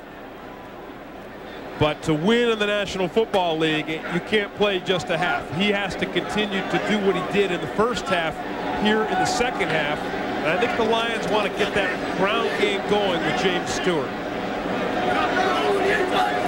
McMahon 10 of 19 in the first half, now 1 of 1 in the second, as David Sloan, good second effort, picks up the first down as we check in with Jennifer Hammond. Jennifer? Well, guys, the Lions' already depleted wide receiver group has suffered another blow. Wide out Larry Foster down on the sideline, getting his left knee iced. It is reported to be a bruise. His return questionable. All right, thanks, Jennifer. Lions already without Herman Moore, Jermaine Crowell, Bert Emanuel inactive today with the leg injury, and now Larry Foster is not in the game. Scotty Anderson and Johnny Morton, the wide receivers. McMahon on first down, out to the 45-yard line to the tight end, it's David Sloan, for a gain of 4 yards. So 2nd and 6 coming up. They're working David Sloan on these angle routes to the inside, and he's got an option to go one way or the other against the linebacker.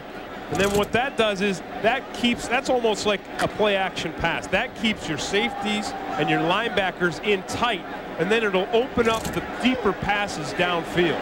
Desmond Howard now in at wide receiver. On 2nd and 7, it's Stewart as the Lions keep it on the ground. Ed McDaniel in on the tackle for the Vikings. No gain on the play. Again, I think the Vikings using that penetration, playing aggressively defensively, and trying to keep up their end. Again, the offense came out. It came out fired up, went down, got 3 points. I think for this defense, which has struggled this season, to show their aggressiveness, they need to show it by blitzing and pressure.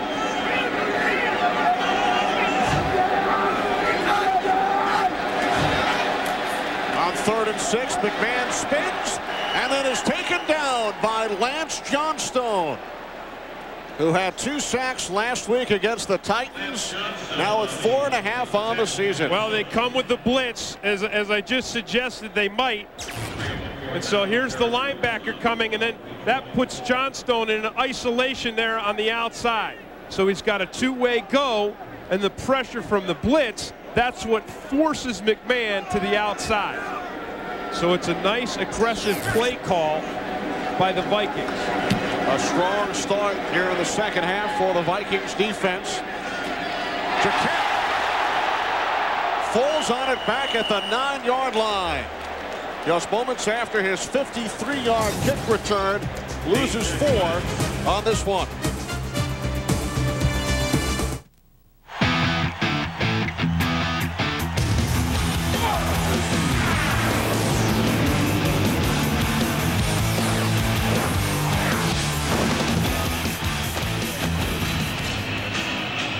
Coming up on Fox, the 2nd half of our NFL on Fox doubleheader. Some of you will see the Green Bay Packers and the Tennessee Titans.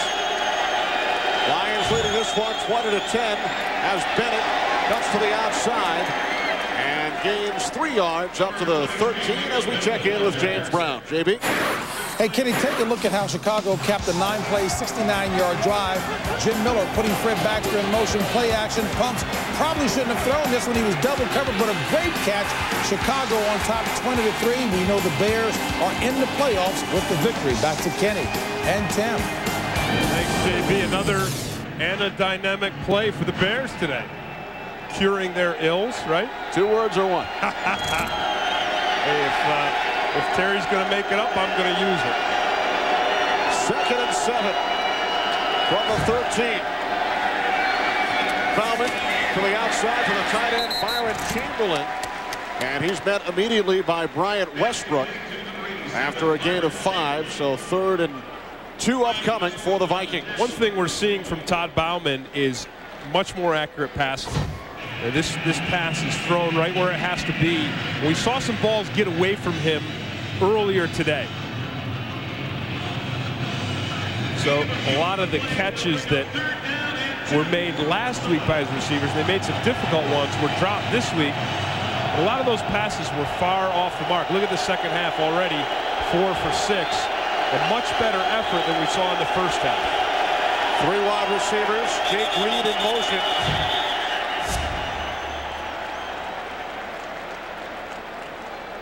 Before the ball was snapped, false start, Minnesota, number 62. 5-yard penalty, still 3rd down. That's Everett Lindsay, the left tackle. And Everett Lindsay has had his hands full today with Sean Rogers and Robert Porcher.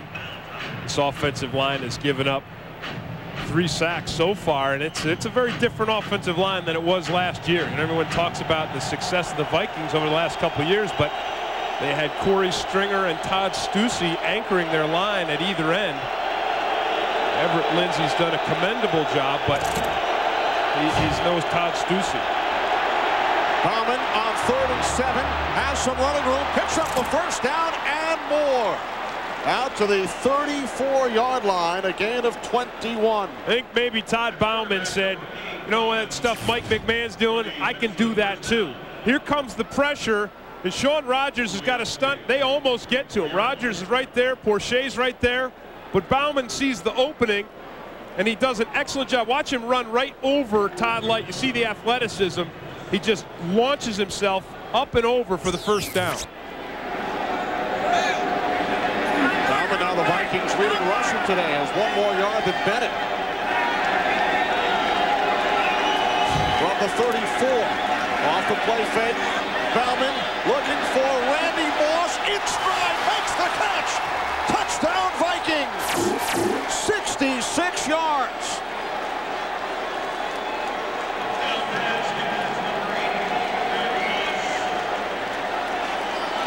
Well, if the Detroit Lions defense thought it was going to be easy, they're going to have to think again.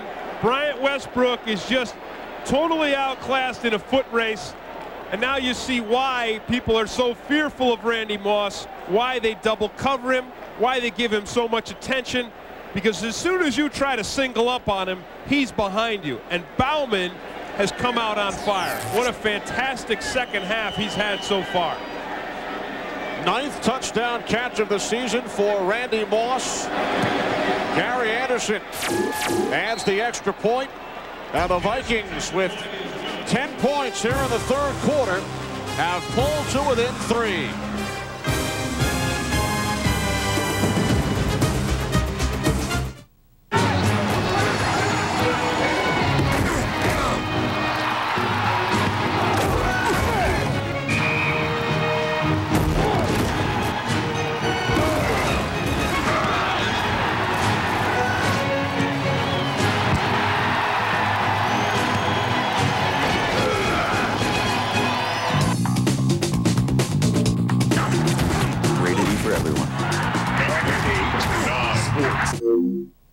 Behold Gandalf the Wizard. Behold Frodo the Hobbit. Now they're not just to behold, they're to be held. Now at Burger King, buy a Whopper value meal and get a Lord of the Rings light-up glass goblet, just $1.99 each. Collect all 4. The adventure begins here.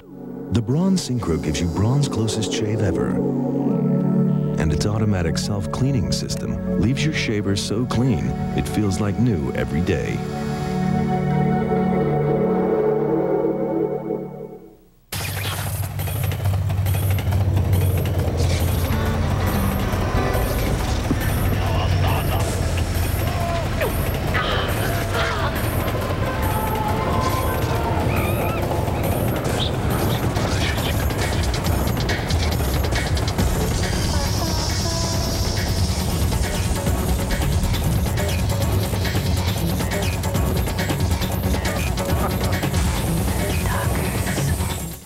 Christmas, when the kids buy Bernie a dog, how are they going to hide it? Oh, my Lord. That's foul. That's disgusting. I did that. All new Bernie Mac Christmas at 9/8 Central, Fox Wednesday. I'm going to say that this is a strategic error. Here's one safety, here's 2. Watch Lamar Campbell. He sneaks up to play the run, and that isolates Bryant Westbrook man-to-man on Randy Moss, and you ain't going to win that battle. And look how far Randy Moss separated himself from Bryant Westbrook, and Kurt Schultz coming over was only an afterthought by the deep free safety. Desmond Howard up to the 28-yard line, a 23-yard return.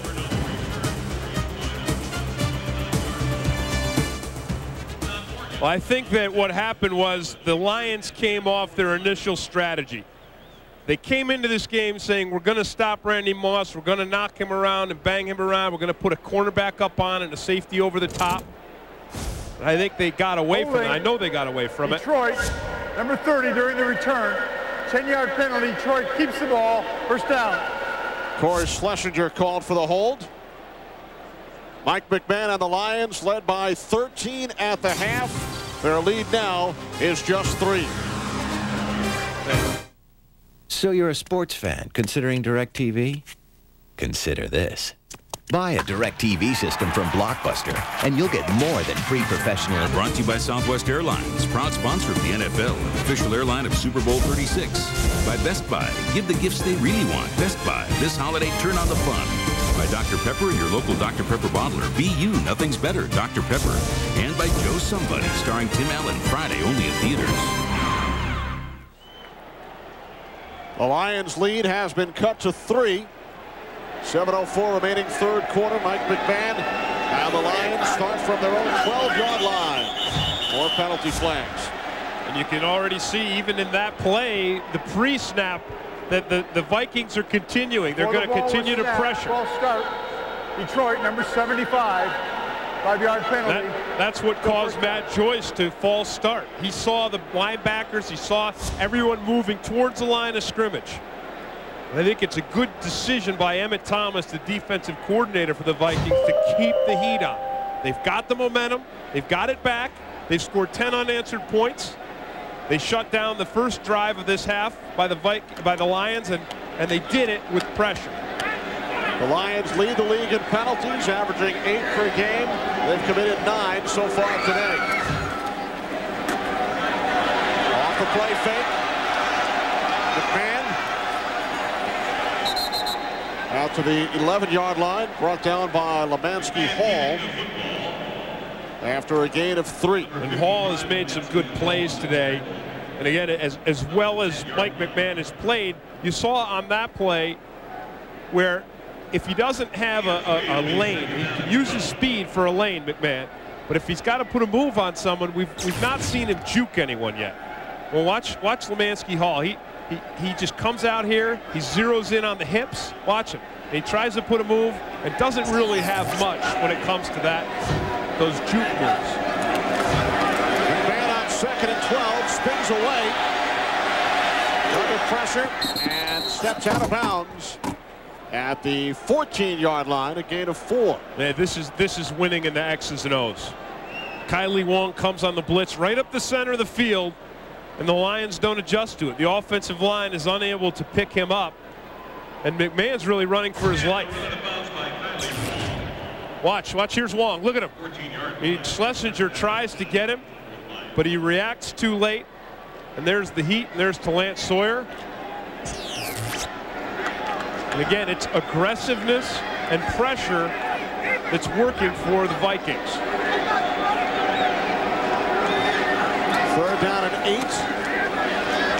McMahon looks downfield and throws, and it's nearly picked off by Orlando Thomas. When you think about it, that's the second dropped interception that we've seen.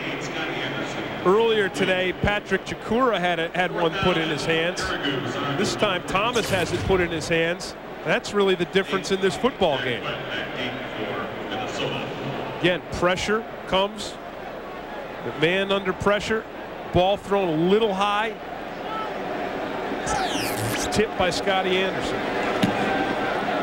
Argus punting out of his own end zone. Jaquette fields this one cleanly at the 36. Penalty marker on the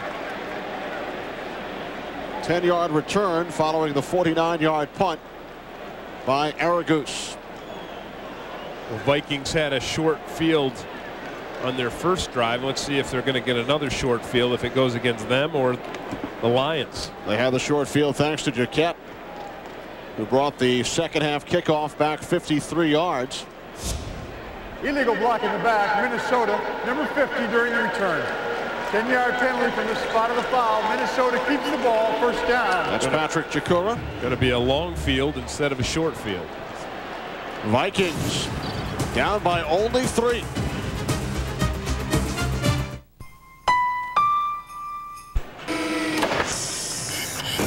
Back in Pontiac, Lions looking for their first win of the season, lead the Vikings by 3. And Minnesota goes back to work from their own 32-yard line. Todd Bauman and Randy Moss connecting on a 66-yard touchdown on the last Vikings possession. This is Michael Bennett. Scampers out to the 39-yard line for a gain of 7. Well, we've seen an inversion of two teams. First half, the Vikings couldn't get anything going. See that? And then second half, they're doing it all. And then Detroit in the first half was outstanding. It looked pitiful. 12 yards so far, and it's almost evened out. The score is almost evened out. And they're going to have to start to press Randy Moss if they want to keep him from catching another long one. Bauman on second and short, complete for the first down to the tight end, Chamberlain, out to the 48-yard line. So the Vikings moving the chains. And Robert Porcher is the injured Lion. There's a feeling down on the field, and I'm feeling it as well, that the Vikings have got the Detroit defense on the ropes, and not just because Robert Porcher is hurt, but because they've had the long strike to Randy Moss. And so what they're going to have to do is they're going to have to start to press Randy Moss. They're going to have to use two guys, and then that should, in theory, open up the rest of the defense. It should expose them, and that's what we've seen so far on this drive. We've seen the Detroit Lions have been pressing Randy Moss with a corner, using a safety over the top. So he's been using up two guys, and that's opened it up a little bit for the other players. And on that last pass to Byron Chamberlain, that's what you do. So it's going to be the run game is going to open up a little bit, and the shorter passes to the other receivers are going to open up a little bit, because the Lions are being forced by virtue of the last touchdown pass to Randy Moss to use two guys on him. Moss with 4 catches today, 102 yards, his 4th 100-yard receiving game this season, all coming the last 5 weeks. James Hall will replace Robert Porcher for the Lions. Vikings still mathematically alive for a playoff spot, although they would need a lot of help from other clubs. Vikings have made the playoffs 8 of the last 9 years under Dennis Green, including 5 straight. They're the only team in the NFL that has gone to the playoffs each of the last 5 seasons. And here's the press, and there's the safety. So both of those guys are going to be used up by Randy Moss. Bauman trips, got the ball into the hands of Bennett, who gains 3 yards to the Lions' 49.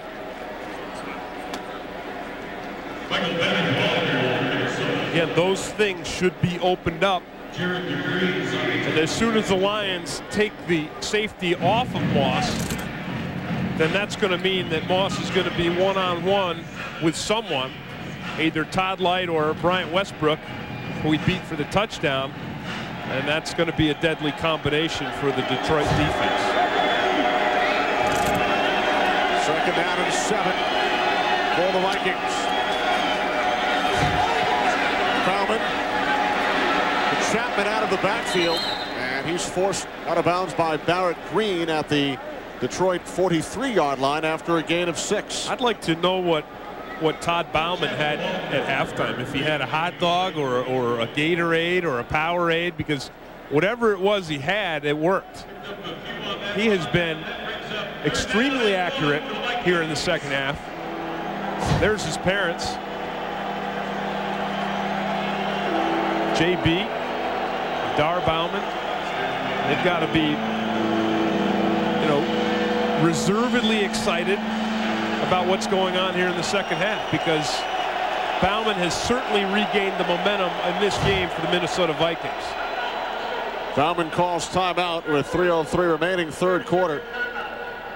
With the Lions leading by 3, we'll return to the Silverdome after these messages.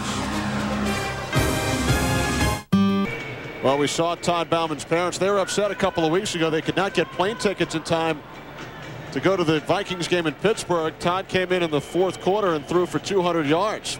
And then, of course, started at home last week against the Tennessee Titans, was named the NFC Offensive Player of the Week. And his parents, JB and Dar, made the trip today here to Detroit. Look what he's done in the second half. 7 for 9, 110 yards, a touchdown. That's a lot like last week's 300-plus yard game with 4 touchdowns.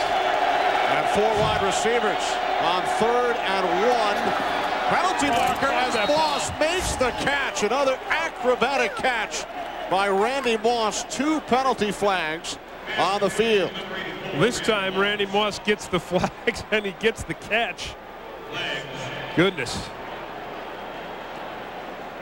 They climbed all over Randy Moss. Here's the press. See, now you can press him. Bryant Westbrook does, because he knows he's got the safety. but he's all over him, and he's still able to make that catch. Look at that.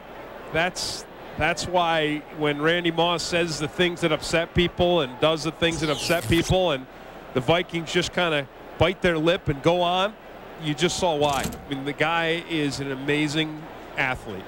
He's got incredible speed.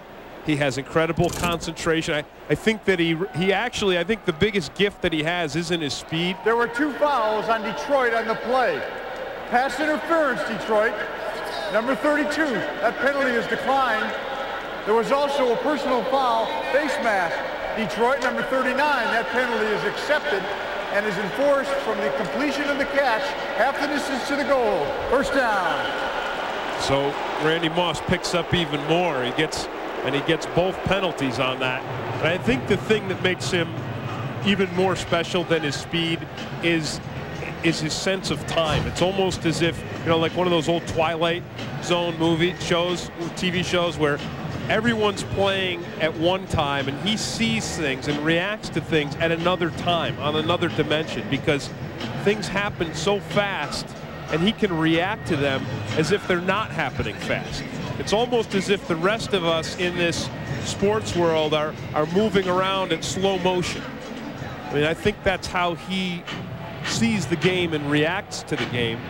I really believe that's what makes him the great player that he is, and he is a great player. Despite the fact that I wish he wasn't the way he was off the field. And the great athletes in all sports have that extra sense. And we've seen that with Randy Moss, who's made a couple of incredible catches here today. Well, by the way, I don't think that forgives him for the things that he says and does. It just makes it actually makes it that much harder to take, because if you're going to talk about the game and think about the game, you have to appreciate the things he does on the field. And that makes the things he does off the field all that much more disturbing. Following the penalty enforcement, Vikings with 1st and 10 on the Lions' 14. 3 wide receivers. Bauman's pass was juggled and then dropped by the intended receiver, Michael Bennett, who was hit from behind by Barrett Green. Well, that was a drop pass, but Bauman has been very accurate. Remember, I said I wonder what Bauman had at halftime. So our producer, P.T. Navarro, said, want to see what his dad had pregame? There's Mr. Bauman, and he's got those nachos and cheese. You know how John Madden has, and there he goes for more. In one of his commercials, he says, hey, where's the nacho guy? Well, J.B. Bauman found the nacho guy, and his son found a great rhythm here in the second half. 8 of 11 in the second half. Here's Bauman. Vikings keep it on the ground with Doug Chapman, who was a teammate of Randy Moss at Marshall University. Luther Ellis made the tackle after a gain of 2. This, Kenny, is one of those dance with the girl that brung you situations. I mean, they got down the field and they've got 10 points because they've thrown the ball to Moss and they've thrown it to Carter and they've thrown the ball to other receivers. And that's what they have to get back to. They really, to be running Chapman down here in this situation is befuddling. Bauman out of the shotgun. 3rd down and 9. Man on man. Looking for Moss. He made the catch for the touchdown, his second touchdown of this 3rd quarter, and the Vikings, for the first time today, take the lead. Amazingly, the Lions try to cover Randy Moss with man-to-man coverage.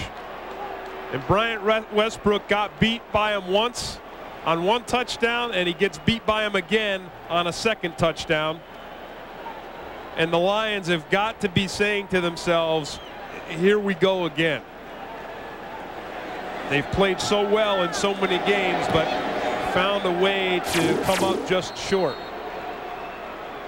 The Minnesota Vikings have scored 17 consecutive points here in the 3rd quarter, as they have come back from a 20-7 deficit and now lead the winless Detroit Lions 24-20. Well, we wondered in the first half why they weren't getting the ball more to Randy Moss, and in the second half, that's exactly what they've done.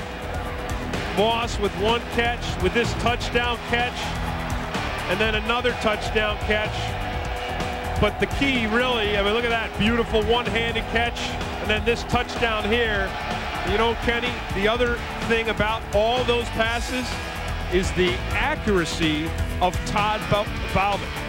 Bauman has been fantastic here in the second half. I mean, Moss has made the catches, but Bauman has made the throws. He's 9 for 12. It's like I said, it's like two different quarterbacks.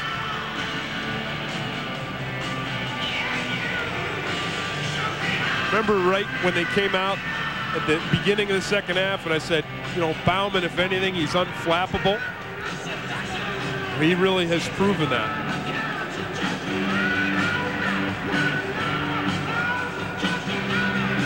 In 7 quarters over the last 3 games, Bauman has thrown for close to 700 yards and 8 touchdowns.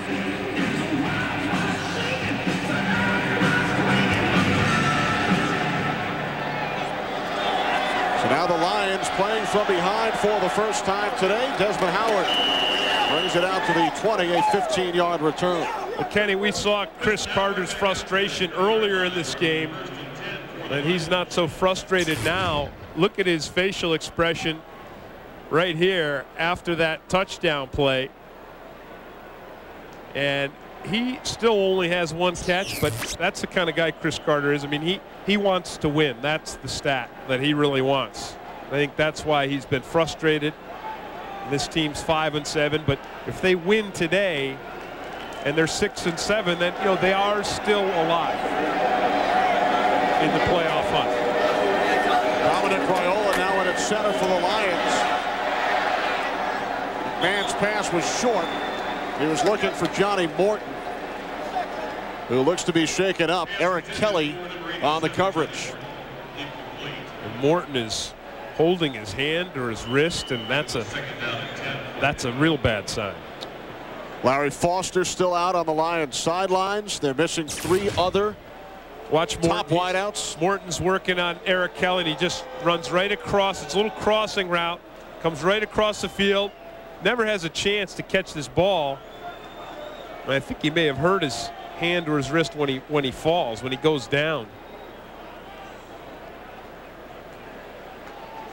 So the Lions medical staff tending to the injured wide receiver Johnny Morton, which gives us a moment to check in once again with JB. Hey, Kenny, take a look at what the Bears are doing to the Bucs. They cap a 7-play, 51-yard drive with this 5-yard run by Anthony Thomas.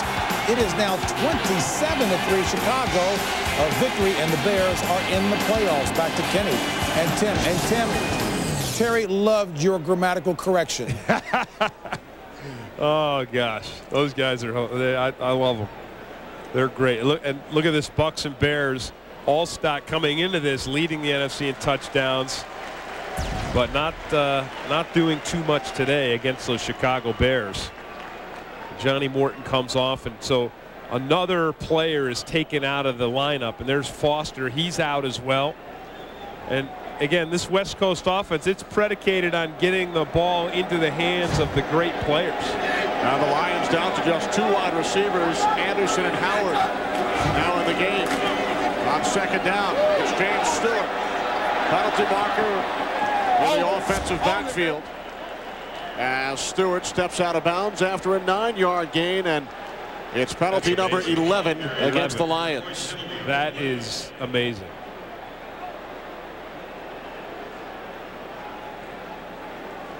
Marty Morningwig has to be just holding Detroit, number 66. Dying 10-yard inside. penalty. Repeat second down. It's Brendan Stye. And that's got to just kill you. I mean, they came out and they played so well in the first half, the Lions. And they had great contribution from their defense, 2 interceptions. Mike McMahon was on fire, throwing the ball, running the ball, making good decisions. And they had the lead 20-7. They have seen that completely eroded. And they've done nothing so far in the second half offensively. McMahon needs to make a big play. You saw Johnny Morton back in the game.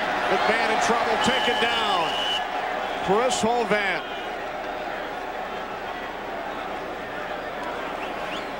Well, the pass rushing scheme for the Minnesota Vikings is working well. They're coming here. They come with the blitz. Here comes the linebackers. There's Lance Johnstone. He comes free on the outside, and he's the one. See Johnstone here? He drives McMahon up into the pocket, and Hovan is waiting for him. More and more big plays. Big plays on offense for the Vikings, and a lot of big plays on defense. Lots of pressure, lots of sacks. McMahon complete. David Sloan fights forward for the first down. At the 32-yard line, a gain of 26. There it is. There's the big play the Lions needed. More offense on that play than most of the second half here. Here's Sloan right here. Look where he throws this ball. Look at that. Right between the coverage. Again, we're seeing really nice accuracy by Mike McMahon. You can't throw that ball and let it get away from you. If you do, it's an interception. If you don't, it's a big play and a first down. The Lions have got a little bit of life. Although they were outscored 17-0 in the third quarter. The Vikings outscored the Lions 17-0 in the third quarter. As we welcome you back, Kenny Albert with Tim Green, Bauman to Moss, the lethal combination. And Bauman, what an incredible third quarter he's had. 9 for 12. That's 75% completion rate, 139 yards, two touchdowns. Off the play fake. McMahon's pass off the fingertips of Johnny Morton. He was wrapped up by the right corner, Eric Kelly. And this pass this one got away from Mike McMahon. Watch it here. You're going to see Johnny Morton. He just breaks out a little bit. And there's no chance for him to catch that. Well, we have really seen a reversal of not only reversal of fortunes, but a reversal of identities for these two quarterbacks. Bauman, you know, Chris Collinsworth talked at halftime. He said Bauman was just awful, and he was. But in the second half, he's been phenomenal, and Mike McMahon is strong. McMahon complete. Johnny Morton into Vikings territory. A gain of 26 yards. Mike McMahon, now he's getting it back. If the Lions are going to get their first win, he has to make these plays. He has to do this. And he gets good protection, and then watch his mobility in the pocket.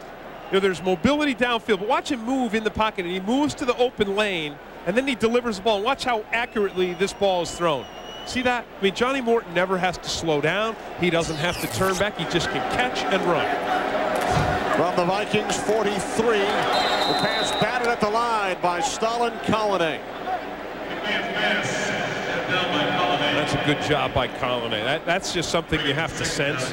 You're out there on the end, and you have to feel the blocker, and he's being blocked by the tight end. And you have to just sense that it's not an all thing. Watch him working here, and you sense it. And when you see it, you feel it. You just raise those big, long arms.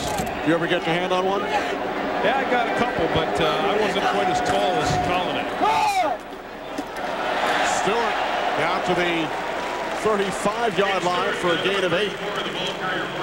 Third down and 2 coming up. That was some really nice blocking by the Lions up front.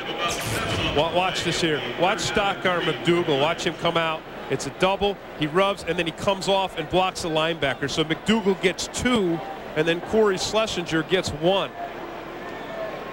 That was really nice. That was excellent blocking by McDougal. Now, he struggled at left tackle, and they moved him over to right tackle, where he played in college, and he certainly looked good on that play. First down and more for McMahon. Finally forced out of bounds by Orlando Thomas at the 13-yard line after a gain of 22 yards. Well, they take advantage of Lance Johnstone and his pass rushing mentality. Watch Johnstone. He's thinking, I'm going to get the quarterback in the pocket. It's a naked bootleg. And there he comes. And look at all that open space. And that's where your speed can take over. If you have raw speed, and McMahon does, you can use it out there in the open field. No jukes, no fancy moves. but just speed that gets him downfield. And now he's starting to take this game back over for the Lions. 71 yards on the ground for McMahon. McMahon can't find it one downfield. And is taken out of bounds at the 14-yard line, chased out by Stalin Collinet. No, Collinet was using his brains on that. That was like a billiard player, what he did on that play, because he saw that McMahon had the corner on him, and instead of trying to chase him, he takes the perfect angle. He takes a perfect angle. Here's Collinet, and watch the angle that he takes. He doesn't run at him. He runs to the sideline. You see that? Because he knows he's not as fast, but it's the arc. The quarterback's on the arc. You take the straight line, you meet him there, and you save a big play. Here's Stewart on 2nd and 11. Looks to turn the corner. He does. And dives down for the Minnesota 6. I tell you one thing. If I were a defensive player and I saw a blue 30 coming at me, I would cringe. I would bite down on my mouthpiece and hang on. Watch Schlesinger here. Look at him. Woo! Man, how about that? That is something. Stay away from anybody who has participated in demolition derbies. Yeah, look at his helmet. His helmet's getting all scarred up. I'm surprised it's still in one piece.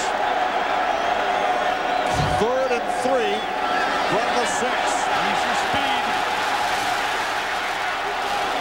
Looks like McMahon picked up the first down.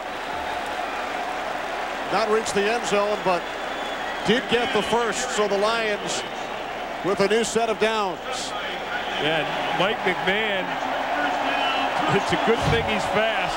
I mean, he comes in, again, he's got the speed and he's got the guts, and we've seen the accuracy of the arm. He doesn't have a lot of elusiveness. Watch him break out here, and he just kind of just sets himself up, and Kylie Wong pounds him. But he got the first down. He made the big play because he used his speed. 1st and goal from the 2. James Stewart goes over the top. And is stopped at the 1-yard line. Now this is 4-down territory for the Lions, I think. Because I think that when you're 0-12 and you're down here this close to the goal line, I think you just go for it. You've got to drive it in. You know you have to get points because Dennis Green has figured out how to attack the Lions defense with Randy Moss, and they're going to keep doing it. So Lions need more than just a field goal. 13th play of the drive. Schlesinger takes it in for the touchdown. And the Lions regain the lead.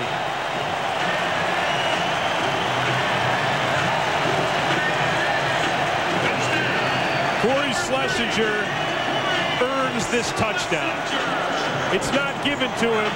He has to run through Jim Nelson, the linebacker, to get it. Sometime this season, the Lions stopped giving Schlesinger the ball as a reward for all his great blocking, and they started giving it to him because he can make plays. And on that play, he made a play.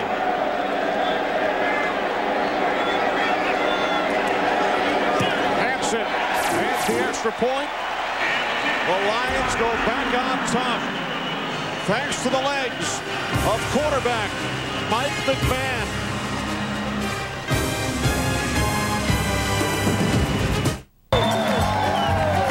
Bill Sunday, brought to you by Levi's Boot Fit Jeans, not just for cowboys.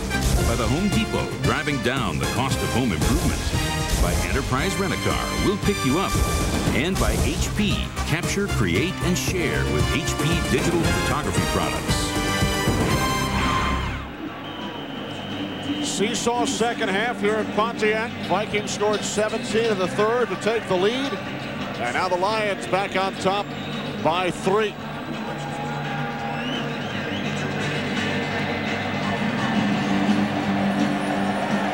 Jaquette 7 yards deep in the end zone as Hansen booms the kickoff. 77 yards.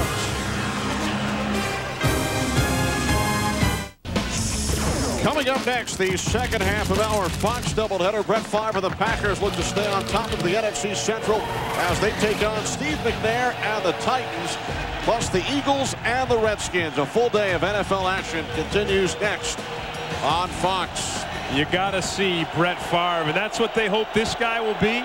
77 total yards on that last drive.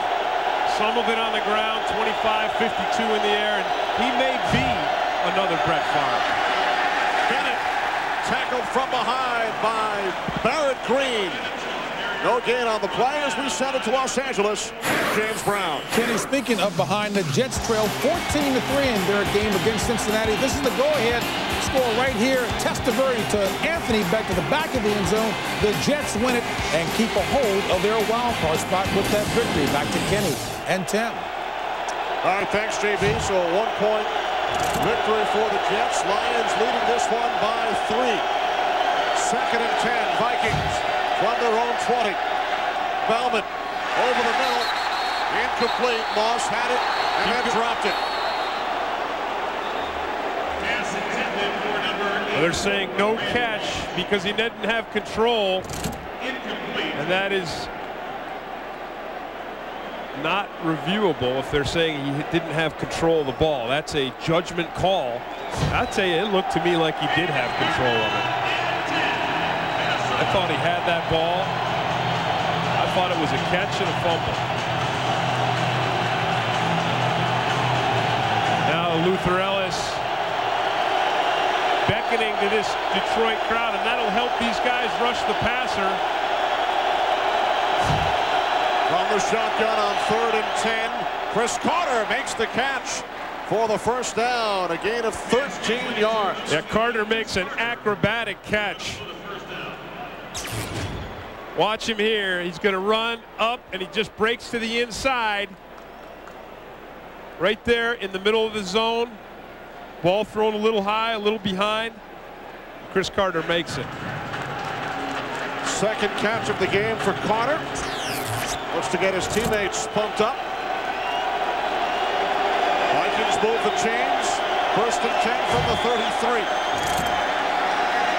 Bauman dumps it off. Doug Chapman, and he gains 9 out to the 42-yard line. Well, you know, as good as Mike McMahon was on that Lions drive, you have to remember that Bauman has been extraordinary here in the second half. Bauman making his second start for the injured Dante Culpepper, who will undergo a knee scope early this week. Could miss the remainder of the regular season.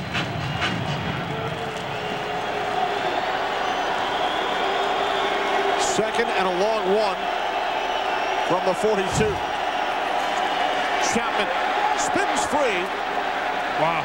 And is close to the first down. If they got this, it's all Chapman.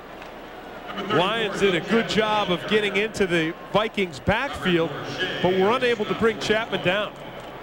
Looked like a tornado on that play. And he looks to be about a half-yard shy.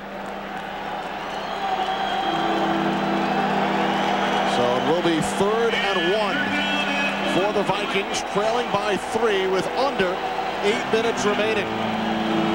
Vikings already lost to Carolina this year, Tim. The only win of the season for the Carolina Panthers, and the Vikings hope they are not the first victims of the Detroit Lions. Here's where you have to be careful of Randy Moss, because you're going to single cover him to stop the short yardage, and you got to be careful they don't go for the big play. Going for the first down, and the catch is made by Randy Moss as he wins the jump ball in Lions territory. And Moss better quiet down, or else he'll get himself a taunting call. But he's isolated. He's man-to-man with Westbrook, and they just toss it up. I mean, Bauman just says, I'm just going to throw the ball up, and you can't stop Randy Moss. And they can't. They cannot stop him. And he gets hammered after the play by Kurt Schultz. There, you see that there? That should have been a taunting call. I mean, if you're going to have a taunting penalty, then that's a taunting penalty right there. He's already been called for taunting twice this year. Chapman inside of the 40 to the 38. A gain of 8 yards on the play. Doug Chapman, the running back, on the carry for Minnesota. Take a look at this last play, and Kurt Schultz lambasted him. And then you see him there. He's getting into the people's face, and he's saying something. But you know what? I see the Lions smiling. They're winning. Yeah, but they got to look out. But Schultz, man, he put a pounding on Randy Moss. 2nd and 3. Bauman. It's Porcher again. You can't believe what he did to get that sack. Wait till you see it. This is amazing. He's working on Chris Lewinsky, and Lewinsky puts Porcher into the turf. Porcher just keeps rolling through. Watch Porcher here. Watch him. He goes to the ground. This is relentlessness. Look at this. He's down on the ground, and he just rolls right through it and gets the sack. He pulls like a wrestling move. He gets that ankle lock, and he gets his 2nd sack of the day. Porcher told us yesterday, I need to have a big day. Well, he has 2 sacks today, 10 on the season. That was big. They need another one right here. Bauman's calling timeout. Clock stops with 5:34 remaining. This is some good football, huh? Lions by 3.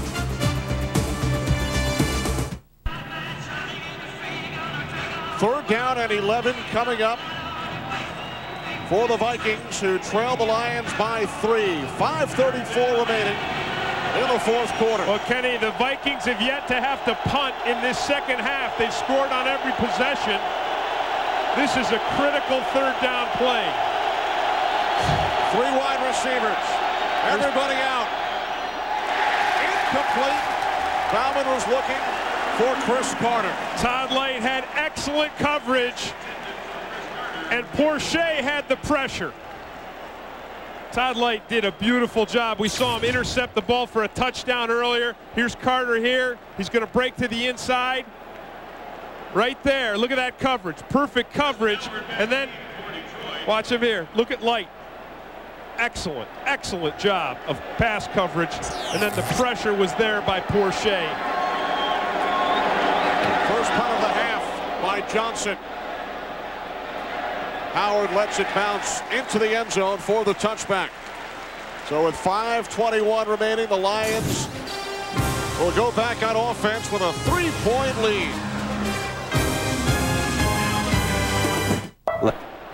The Lions 0-12 this season, the last team to start 0-13, the '86 Colts. They have the lead with 5:21 remaining. Well, they've had the lead before, Kenny, and they've lost it. James Stewart. First down out to the 33-yard line, a gain of 13. Well, the Lions may have lost the lead. The Vikings have lost games this season, and Dennis Green said it to us yesterday. We've lost a lot of games in the 4-minute zone. And when a team gets into a 4-minute offense, which the Lions are in right now, they're going to try to use up the clock.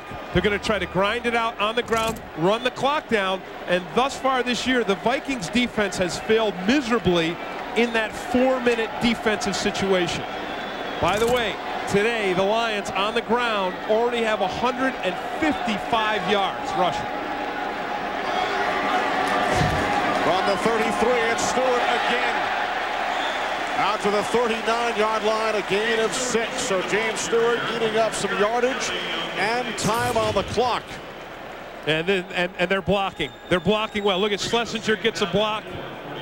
David Sloan gets a block. They're opening up big holes for James Stewart to run through. This is not the first time this season the Lions have led in the 4th quarter, Tim. In 4 of their previous losses, they've led in the 4th quarter, in many instances late. There's an overtime game there between New England and Buffalo. Well, look at James Stewart, 4.9 average today, 5.3. And they need to just keep grinding it out. Here's Stewart again, out to the 41-yard line, about 2 yards shy of the marker. Vikings have 2 timeouts remaining. Now this becomes a battle right now in the pits. It's a battle in the trenches. But besides James Stewart running the ball, Kenny, the other factor of the ground game for the Lions has been Mike McMahon. He's carried the ball 11 times for 75 yards, and wouldn't surprise me at all to see him just roll out on this play and try to get the yards on the outside.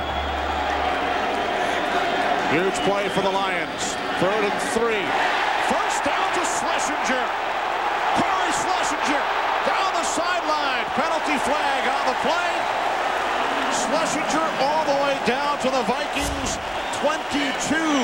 A 37-yard pass play. It's going to be a block in the back, but the first down is the important thing, and that's what the Lions got on this play. And what a gutsy play. And talk about Corey Schlesinger. We said he's not just getting the ball as a reward for his great blocks. He's getting it because he's a playmaker. And this is a great play here because Mike McMahon goes on a little roll, and the ball is actually thrown behind Corey Schlesinger. So Schlesinger makes a wonderful catch.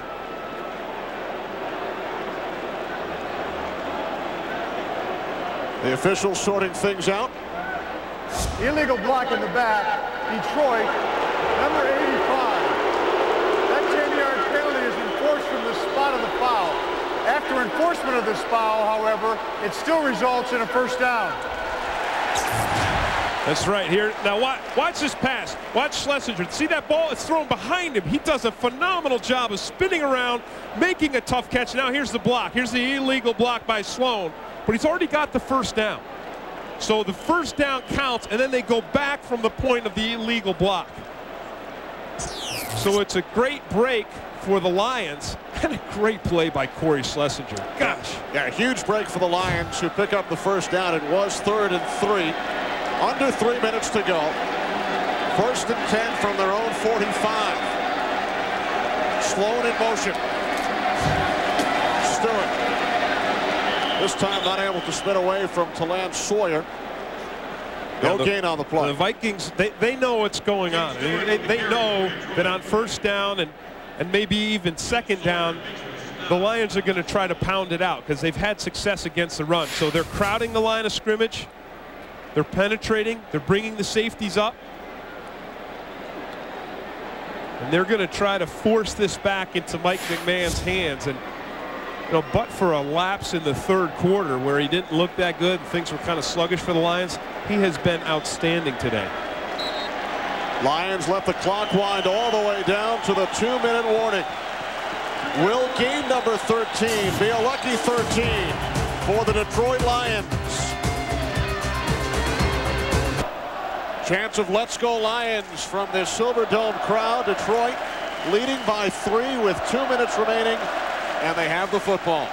Bo Schembechler called it Tuesday night, and a lot of people around here, Terry Bradshaw called, a lot of people said the Lions will not go 0-13. This is going to be the week for them.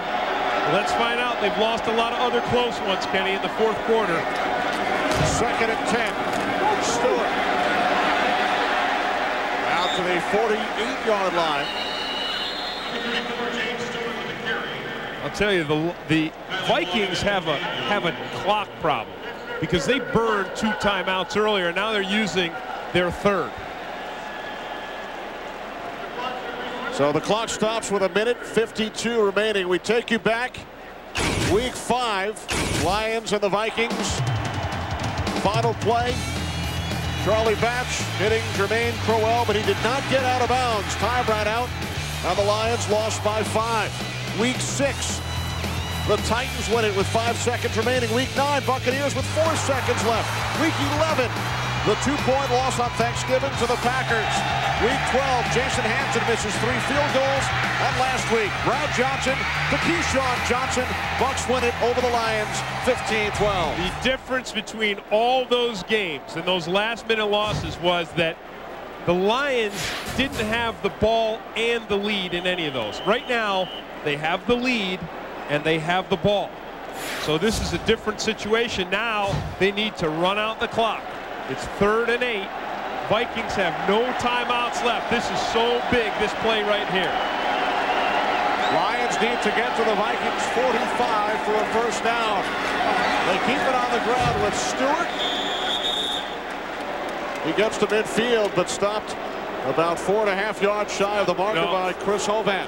People are booing, and I don't like that call either, because Mike McMahon has made big plays in these situations. Look at all the crowd at the line of scrimmage. The Vikings brought the safeties up. They had a man in every gap, and they were not going to let James Stewart run for a first down. So I don't know. Maybe they go for it here. I know they're going to run it down, I would imagine. Yeah, they'll run it down and call timeout. I would have, the way Mike McMahon has played today and the great decisions that he's made. I mean, he's 15 for 28, but he's thrown for 241 yards. He hasn't turned the ball over himself. He has not thrown an interception. He's been very judicious, and I'm surprised that the Lions didn't, go for it. Again, what do you have to lose? You're 0-12. When I say go for it, I mean, roll him out, give him the option to run, give him the option to throw, because the Vikings came right up on the line of scrimmage. Hey, coming up next, the Packers-Titans game is one you have to absolutely see. I mean, Brett Favre is amazing, and the Packers are a complete team this year. With Amon Green running the ball and Favre having his best year in several, and he's healthy. He's exciting. This game was exciting. Well, still 69 seconds left, and all of a sudden you can feel the wind come out of the crowd a bit. Well, now this is a bit cautious now with the Vikings getting the ball back. Well, this is one of those situations that they have let the game escape from them when they've had the lead but not had the ball, and other teams have been able to come back. And Bauman has been sharp this second half, and Randy Moss has been outstanding. And don't forget, for the Vikings players, the playoff hopes rest in these next 69 seconds. Vikings with no timeouts remaining. The Aragoose punt taken by Jaquette at the 6. Steps out of bounds at the 19-yard line. A 13-yard return following the 43-yard punt. Remember, the Vikings field goal kicker, Gary Anderson, has kicked more field goals than anyone in the history of the NFL. I tell you, what Luther Ellis is doing out there right now is going to be critical for the Lions, because Todd Bauman is in a 2-minute offense, and you want the crowd noise. You want the crowd to disrupt the signals that he's going to try to call at the line of scrimmage. Robert Porcher calls Luther Ellis the designated hype man of the Lions defense. They need all the hype they can get. Vikings need about 50 yards to get into field goal range. Look out for Randy Moss. Penalty flag. Brian Westbrook wrapped up Randy Moss at the 29-yard line. Well, they're playing it safe. They've got Bryant Westbrook up on Randy Moss, and he's crowding him and he's banging him around. And he's able to do that because there's a safety behind him. See, here he is. He's locked up. Here's the safety to help him. Detroit, number 24. So now watch him. He bangs him. He's on him. First down. But he also interferes with him. Watch him right here. Look at this here. Now he can do this. You can't do this if you don't have help over the top. You can't get your hands on him.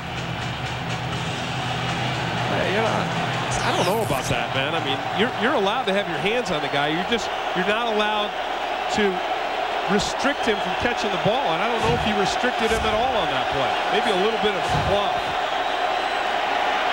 Bauman on first down, incomplete. Chris Carter thought he had it, and then it sailed past him. Lions right now only rushing 3 men. They've got Sean Rogers, Porcher, and Ellis, and that means there's a lot of guys out here in coverage. And Bauman throws that ball behind Chris Carter. Before you get angry at Bauman, you got to look at Todd Light. Light has the underneath inside position, and the ball has to go to the outside, and Chris Carter has to make a difficult catch. 2nd and 10 from the 29. Porcher could not grasp him. Bauman fires downfield, and Moss broke it up. He took the interception away from Brian Westbrook. Moss played defense on that and keeps the Vikings alive, keeps their playoff hopes alive.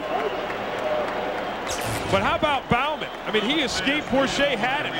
Look at this here. Westbrook, he sees that ball going up, and here's Randy Moss. He's playing at a different speed. Look at that. He just gets up there. He uses his height. He uses his athleticism. Watch this escape. Look at that. That's Bauman. Two young quarterbacks here today, two great gutsy efforts. I mean, athleticism, big playmaking ability. 3rd and 10.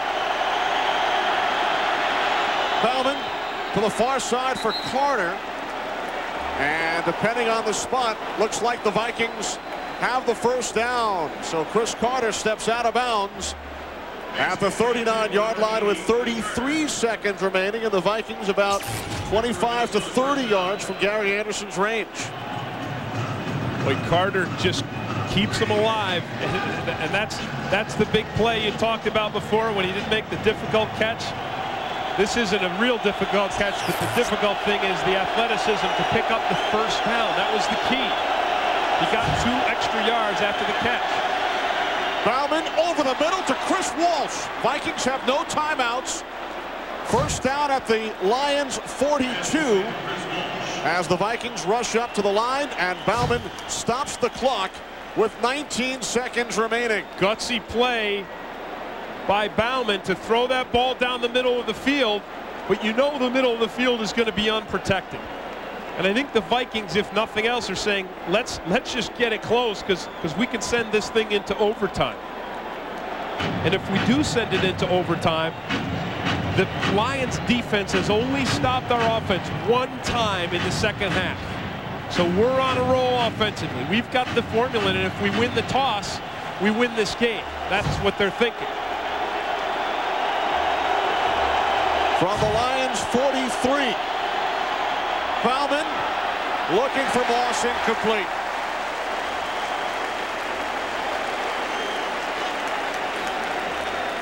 And, you know, the Lions are doing such a good job. Tracy Scroggins on this play. Watch Scroggins. They've only got, they're rushing 4 this time, but look at Scroggins. He puts the pressure on Bauman, and this ball gets away from Bauman. There's Bryant Westbrook. Again, underneath Randy Moss. And if Scroggins isn't rushing Bauman, I would contend that was a touchdown for the Vikings. They got to double Randy Moss. Bauman on 3rd down. Pressure again. James Hall. The front 4 of the Lions, who have really harassed Bauman all day. 6 sacks. Come up with another big play. A huge play because they force it to 4th down. And because the Vikings had to stop the clock after the catch up the middle by Walsh, it is now 4th and 10. With 9 seconds remaining, Lions 9 seconds away from their first victory. They're going to have to put 2 on Moss again. Bauman steps up and throws incomplete. The slide is over for Matt Millen. Yeah. We weren't going to show Matt Millen unless they won. And they did. Marty Morningwig, how happy is he? I don't know if the joy of this team could be surpassed by anything but a championship. Because the shame of going 0-12 and possibly 0-16 is unthinkable. But the Detroit Lions just beat that possibility. After losing their first 12 games, including 9 in a row by 8 or fewer points, the Lions win for the first time since last December 17th when they beat the Jets. They allowed 17 third-quarter points, but Mike McMahon led them back in the 4th quarter for Marty Morningwig's first victory as an NFL head coach. Matt Millen's first victory as an NFL president and general manager. The Lions win it 27-24.